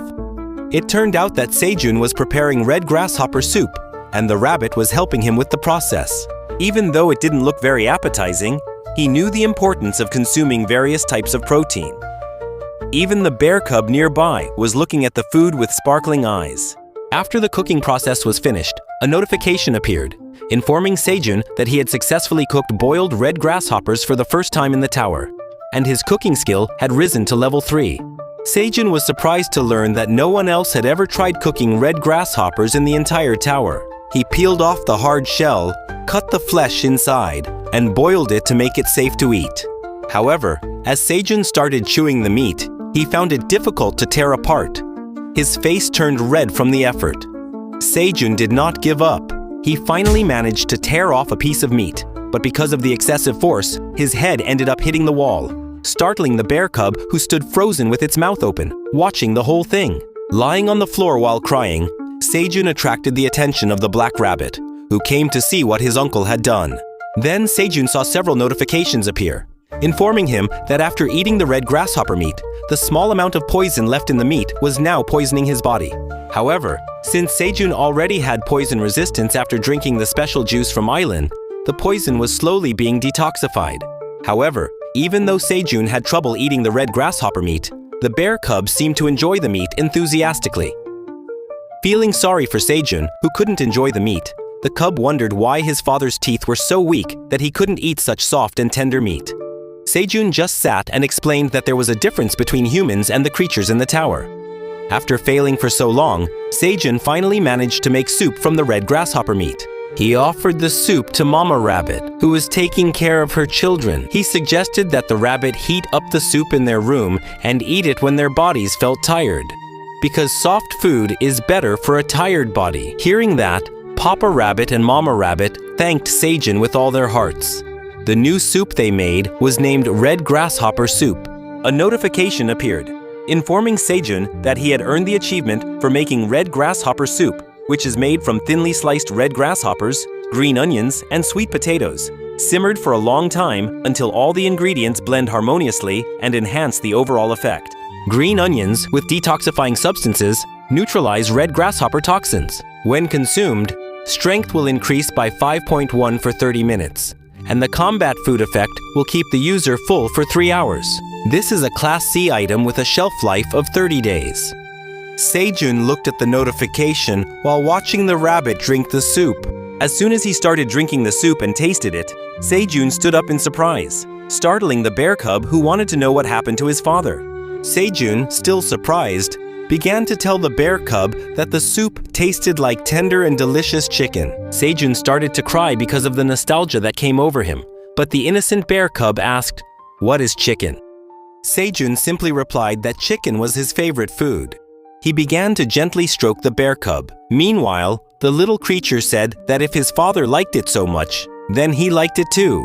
Elsewhere, the first honeybee queen, along with the other queen bees and worker bees, were relaxing on Sejoon's rooftop. They listened and watched what Sejoon was doing with satisfied smiles. That day marked Sejoon's 235th day stranded in the tower. Sejoon discovered a type of meat that tasted similar to chicken. He began to sip every drop of the red grasshopper soup he had just made, feeling an intense warmth spread throughout his body until sweat started pouring down. After pressing the bowl to the table, a notification appeared, informing him that consuming the right amount of red grasshopper soup had increased his strength by 5.1 for 30 minutes, and that he would not feel hungry for 3 hours. Sejoon lay down with the rabbit, feeling satisfied after almost 8 months on the 99th floor of the tower. He finally tasted food that tasted like chicken. He felt grateful for making the soup. The fat rabbit let out a burp, while the bear cub declared that the red grasshopper soup was truly delicious. However, as he lay down, Sejoon began to feel that he had forgotten something, a feeling that kept haunting him. The mystery was soon revealed when a notification appeared from Iona, who started nagging and blaming Sejoon, asking if he finally remembered her. Hearing this, Sejoon immediately broke out in a cold sweat, while the dragon, who was being mischievous, mentioned that Sejoon enjoyed the delicious soup without her presence, leaving only a little of the last soup for himself. Hearing that, Sejoon laughed awkwardly and asked the tower manager how long he had been observing him and the others. The chubby rabbit, who was also eating heartily without fear, realized that it had eaten a large portion of the food. Aileen, who heard the conversation, became even angrier and continued her rant, saying that she had been watching Sejun from the beginning, even informing him about the arrival of the corrupted Ents. Sobbing, Aileen cried, feeling that Sejun was too cruel and didn't care about her. Sejun immediately realized that he was in big trouble, not knowing what to do. Sejun tried to explain, saying that it was just a misunderstanding, but Aileen kept calling him a bad person. However, Sejun got an idea and promised to make a special soup just for Aileen. As soon as she heard the words, special soup, Aileen stopped crying. Full of curiosity, she asked what the special soup actually was. Sejun explained he made the soup as an experiment after noticing the red grasshoppers had some poison. He wanted to improve the taste and remove the poison. Sejun tried to charm Aileen by saying that he kept thinking about Aileen while preparing the soup. Aileen immediately felt embarrassed, realizing that Sejun really was thinking about her. With blushing cheeks, she asked if Sejun was really serious and if he really thought about her all the time. Realizing that he succeeded, Sejun assured her that he really did think about her and that he would soon make the soup for her. Sejun opened the pot lid while Aileen placed the crystal ball on its stand and lay down on the floor, still watching Sejun as he prepared the soup. She told Sejun that she would wait and keep watching him, which made Sejun feel pressured. When Sejun started making the soup, he began by cutting tomatoes, green onions, and carrots, along with red grasshopper meat, then made soup from those vegetables. The soup turned into a delicious-looking red color. After that, Sejun tasted the soup to adjust the saltiness and realized that the soup was ready, looking shiny and very delicious. A notification appeared, informing Sejun that he had made combat food for the first time in the tower. He also earned an achievement for making red grasshopper cherry tomato soup, and his cooking skill rose to level 3. The recipe for cherry tomato red grasshopper soup was also recorded. This soup also contains detoxifying green onions, which help neutralize the toxins in the red grasshopper meat. It tastes a bit better compared to the previous soup, and when consumed, the user's magical power will increase by 7.1 for 30 minutes. This food has a shelf life of 30 days, and it's a C+ class item. Sejun told Aileen that his favorite food is magical cherry tomatoes, so he replaced the potatoes with cherry tomatoes in the soup recipe. Sejun finally decided to give a bowl of soup to the tower manager, since he had been waiting for so long. Aileen, who was very eager to taste every drop of soup made by Sejun, surprised him a little. The tower manager once again said that he wanted to finish all the soup in the pot. Hearing this, Sejun felt awkward, but he immediately fulfilled Aileen's request.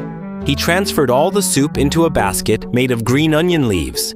The basket was then teleported into Aileen's hands. As soon as Aileen held the large cup, the aroma of the soup Sejun made immediately wafted up, reminding her of the love Sejun had poured into the food. Aileen felt very happy and excited to taste it. Just by smelling it, she was already very impressed. She finally decided to taste this amazing soup.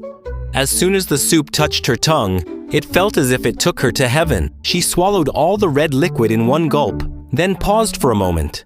Her body trembled with excitement. The dragon's tail wagged happily, as if it couldn't contain its joy. Its eyes also began to shine. It turned out that the soup was the most delicious food he had ever tasted in his life. Several notifications appeared, informing him that after consuming the red grasshopper cherry tomato soup, his magical power increased by 7.1 for 30 minutes, and he wouldn't feel hungry for 3 hours. Aileen felt very embarrassed. Her cheeks turned red when she realized that Sejun had made this soup especially for her, even replacing the potatoes with cherry tomatoes that she liked. She felt very appreciated and touched by Sejun's attention, who kept thinking about her while making the soup. Sejun was worried that the tower manager still wasn't at ease.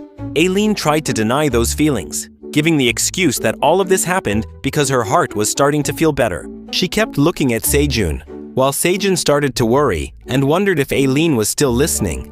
He wanted to know if the soup was good and if Aileen was feeling better. After some time, Aileen finally gave her answer. She stated that she had enjoyed the soup, and Sejun's special juice was truly delicious. Hearing this, Sejun felt relieved and sat on the bench, apologizing to Aileen once again. He explained that he had never forgotten Aileen. It's just that after being trapped in the tower for so long, he was happy to finally enjoy food like chicken. He then told her that he was glad Aileen was feeling better, and wanted to give her dried sweet potatoes as a snack because they would be more delicious. Several notifications appeared, informing Sejun that Aileen also felt sorry for getting angry without reason, because she felt neglected. Sejun, who felt very anxious, immediately replied that he would never ignore Aileen. He admitted that at first, when he had just arrived at the tower, he didn't pay much attention to Aileen, but thanks to Aileen's help, he managed to survive on the 99th floor. He was very grateful to Aileen. Hearing Sejun's words of gratitude, the heart of the tower manager seemed to melt. She touched her chest, and a notification appeared that surprised Sejun. The notification told him that a new mission had appeared. If Sejun gave her a light potato snack, he would receive a very rare reward, which was a talent upgrade. Sejun immediately realized that this was a huge reward, and one that was very rarely received. He knew that for a true hunter, acquiring a talent like this was very difficult, because it usually took time and energy to develop such a talent. However, Aileen told him that she used her contribution from exterminating the red locusts, plus a bit of her own power, to make this gift for Sejun. Aileen was sure that Sejun would definitely like it very much. As soon as the basket filled with dried potato snacks was teleported into Aileen's hands, a notification appeared informing that Sejun had completed a quest. As a reward, a talent called Landowner or Tuan Tana is now available for use. The Landowner talent is a talent possessed only by farmers with vast farmland. With this talent, Sejun can assign up to 30 tenant farmers who can then use the abilities of the Landowner talent. Every time a tenant uses this skill, Sejun will receive 1% as compensation. This talent will continue to grow as the farmland expands. Sejun felt surprised by this new talent, feeling that it was something quite extraordinary for him. He realized that this talent could only be obtained by a farmer, and 1% was given as compensation for each tenant farmer assigned. He intended to test his new talent and immediately called the bear cub, who looked confused but came over. Sejun saw the list of tenants was still empty and then appointed the bear cub as a tenant. Sejun felt happy because this talent was easy to use.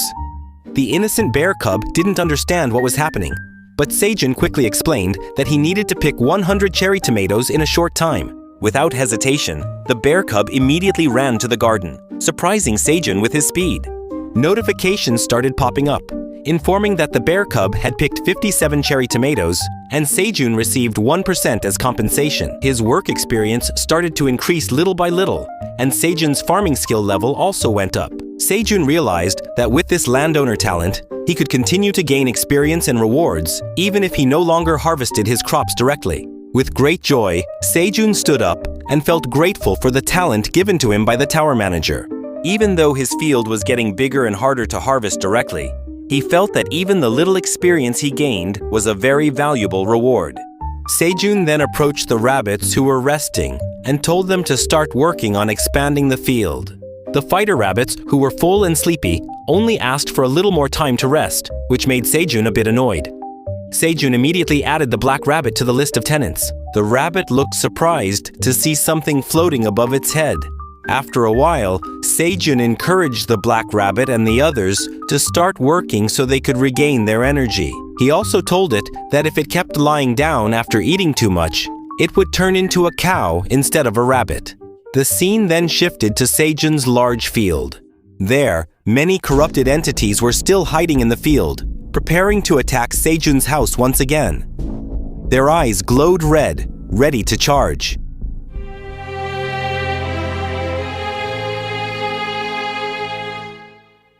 Sejun lit a fire on the trunk of an old large tree and ordered the bear cub to throw the burning tree trunk toward the corrupted trees. The bear cub immediately lifted the burning tree trunk and got ready to throw it with all its strength. As soon as Sejun gave the order, the bear cub hurled the tree trunk with rocket-like force. The trunk shot forward and struck the center of the large group of corrupted trees. It exploded and burned almost half of the corrupted trees. The fire quickly devoured them. All the corrupted trees screamed in pain and agony. They suffered as their bodies burned. Meanwhile, Sejun and the bear cub continued their attack with ease, since Sejun had also leveled up. He could now defeat them without difficulty. Sejun smiled as he watched the corrupted entities burn to ashes. He felt that fire worked very well against those evil trees. As Sejun looked around, he saw a large corrupted tree approaching. He felt confident that he would be able to defeat them because of the power he now possessed. However, suddenly, something surprising came from above. A large corrupted tree was attacked with incredible force from above, shocking all the entities present. It was a black rabbit that attacked the big tree with all its strength and cuteness. The rabbit destroyed the tree trunks one by one with the tremendous power of its hammer. Even the big tree started to scream in pain, feeling like prey to the black rabbit. But the surprise was not over yet. A giant red claw appeared from above and quickly crushed the big tree like paper. It was Mama Bear, who was furious because this little creature dared to attack her husband's home. She immediately destroyed every corrupted big tree as if they were paper that could be easily crushed. While Mama Bear and the black rabbit were fighting, Sejun smiled. He realized how terrifying it was that just the black rabbit and Mama Bear were enough to handle this massive invasion. Suddenly, a small scout tree attacked Sejun from behind, which surprised him for a moment. However, with quick instincts, he immediately swung his sword and cut the corrupted tree in half without a second thought. Sejun himself was surprised by how much his reflexes had improved, as well as how his attacks were now deadlier than before. Even though the corrupted entity reappeared on the 99th floor, thanks to Mama Bear's quick reaction and great strength, further damage to the farm could be prevented. He remembered the conversation with Mama Bear, where she told him that her relationship with King Minos had greatly improved, and that the patrol area she had to guard was now much smaller. Sejun felt that building a residence near the western forest to focus on protecting the farm from corrupted entities was a great idea. He brought a lot of red locust meat for Mama Bear, telling her that she could eat the meat every day if this agreement continued. Mama Bear immediately called her bear cub to pack their things. The bear cub jumped with joy because they would get a new place to live. When the scene shifts back to the present, it is clear that Mama Bear has defeated every large corrupted tree around them. She told Sejun that an invasion like this wasn't difficult for her. Sejun smiled and thanked Mama Bear for all her help. However, as he looked around, he began to wonder when he would truly be able to get rid of these corrupted entities, because they always caused chaos on his farm. Soon, the Minotaurs also arrived, ready to work in the fields. They were surprised to see the corrupted entities appearing again on the 99th floor. Seeing help arrive, Sejun immediately ordered the Minotaurs to help him clean up this mess. There was no point in delaying, because the corrupted tree had already ruined the entire field that had just been expanded. Sejun felt like he couldn't work anymore. With a heavy heart, he began gathering the leftover wood, thinking that he didn't even get a chance to use his new landlord ability. As he gathered the wood, he saw a corrupted tree that still had a bit of life left. The corrupted creature began to scream, realizing that everything was there. However, the frustrated Sejun immediately destroyed the corrupted tree, erasing all life from the creature. The scene shifts, and we're back on the 52nd floor where Tae-jun and Tai are walking somewhere. Tae, who is sitting on Tae-jun's shoulder, is a bit confused and wonders about their destination. It seems that if they keep walking in the same direction, they'll reach the end of the road. After that, Tae-jun reveals something that really surprises Tai. He explains that he arrived at that place using Lin General. Hearing the name Lin Gen, Tae's body immediately trembles. That name reminds him of the dangerous dimensional fragment fruit, which shouldn't be used carelessly. As far as he knew, the fruit contains evil energy and is not something made inside the Black Tower, so it is considered illegal. In his confusion, Theo said that since they saw Tae-jun using the illegal item, they have to report this incident to the authorities inside the tower. However, Tae-jun seemed to ignore Tae's warning. Instead, he became curious and realized the reason why many Lin Gen often disappeared. Remembering it, the item often disappeared because it was considered illegal after he got it from the local residents of the tower. Tae was shocked to see Tae-jun open his bag. He became even more worried. Then, Tae-jun showed what was inside his bag and said that he was lucky to have hidden the item. Inside the bag, there was a plant-like creature with many leaves and tentacles as legs. This creature is known as Lin Gen. Tai was scared when he saw Lin Gen for the first time because its shape resembled a snake. He stepped back and hid behind Tai Tai's legs, while Taijun explained that this creature has a very short lifespan, so they have to use it quickly before it disappears. Taijun then decided to leave quickly. However, Tae insisted that he would not use that illegal item to travel. However, Taijun persuaded him by offering 2 packs of kuru to Tai. Although Tae initially refused, the temptation eventually made him unable to resist, and he jumped to take them. But unexpectedly, he was actually trapped on top of Lin General. Deftly, Taejun tricked Tai, and before Tae realized it, Lin Gen pulled him into his hole. Taejun, satisfied with this action, also jumped into the hole with Tae. When they arrived, they saw a bright light at the end of the portal, and the view shifted to the Phoenix Guild headquarters on the 38th floor of the tower. Dong Shik, who heard a rustling sound, turned around and saw Taijun and Tae appear from behind. Dong Shik was shocked to see the 2 of them together. With many questions running through his mind, Dong Shik asked his teacher how he met Tai and what happened to the fire curse after defeating the wild boar. Taejun just smiled and began to tell how he was able to defeat the boar thanks to sweet potatoes, and how he met Tae on the 52nd floor and eventually became friends before returning together. However, Tae's facial expression seemed to tell a different story. Dong Shik, who saw Tae's face, asked why he looked like that, and Taejun burst out laughing. Meanwhile, Tae felt nauseous and reminded Taejun not to throw him into a creature's hole like that again. Dong Shik was shocked and asked with concern. He then asked how many Lin Gen Taijun had used for traveling, because that item was very rare in their country. Taijun calmly replied that there was something more important to check than wild boars. He then turned to Tae and said he had a question and wanted an answer. Tae, already flustered and confused, agreed and listened to Taijun's question. Taijun explained that he had checked from the 40th to the 52nd floor using several lingen to look for information about Sejoon, because the official waypoint registered in the tower was on the 38th floor. This means Sejoon hasn't officially passed the 38th floor, or maybe Sejoon also used illegal methods to climb higher without defeating the floor boss. Taejun also asked where exactly Sejoon was and why he wasn't on any of the floors from the 1st to the 52nd floor. Tae, who started sweating heavily and was confused, didn't know what to say, sweating and falling silent. Meanwhile, the narration shifts to the 99th floor, where several notifications appear for Sejoon, informing him that thanks to his 4th harvest level, he managed to harvest produce 1 grade higher than before, significantly increasing his experience. Sejoon also gained 290 HXP, and his new skill increased by 5%. While Sejoon was harvesting cherry tomatoes, he noticed that he managed to harvest B-grade magic cherry tomatoes thanks to his level increase. He realized that with a little gentle effort, he could harvest produce above C-grade. Not long after, a white rabbit appeared in the underground field and told Sejoon that it was time to eat. Sejoon smiled and said that he would come soon. However, while Sejoon was getting his food, he heard something strange and decided to continue his harvest. With a basket full of cherry tomatoes, his eyes landed on the field he had made. Sejoon was still thinking about what had happened earlier. He remembered what Aelin had said, that corrupted trees would be attracted to a strong source of magical trees, and that an entire army of corrupted trees came here every day. This meant that the tree must be inside the cave. Sejoon started looking around, feeling confused as to why there were no special plants or trees inside the cave. However, then he saw the emergency fireplace he had made during the first blue moon. He knelt down and stared at the ashes on the ground, thinking that the fire from that fireplace should have gone out a long time ago.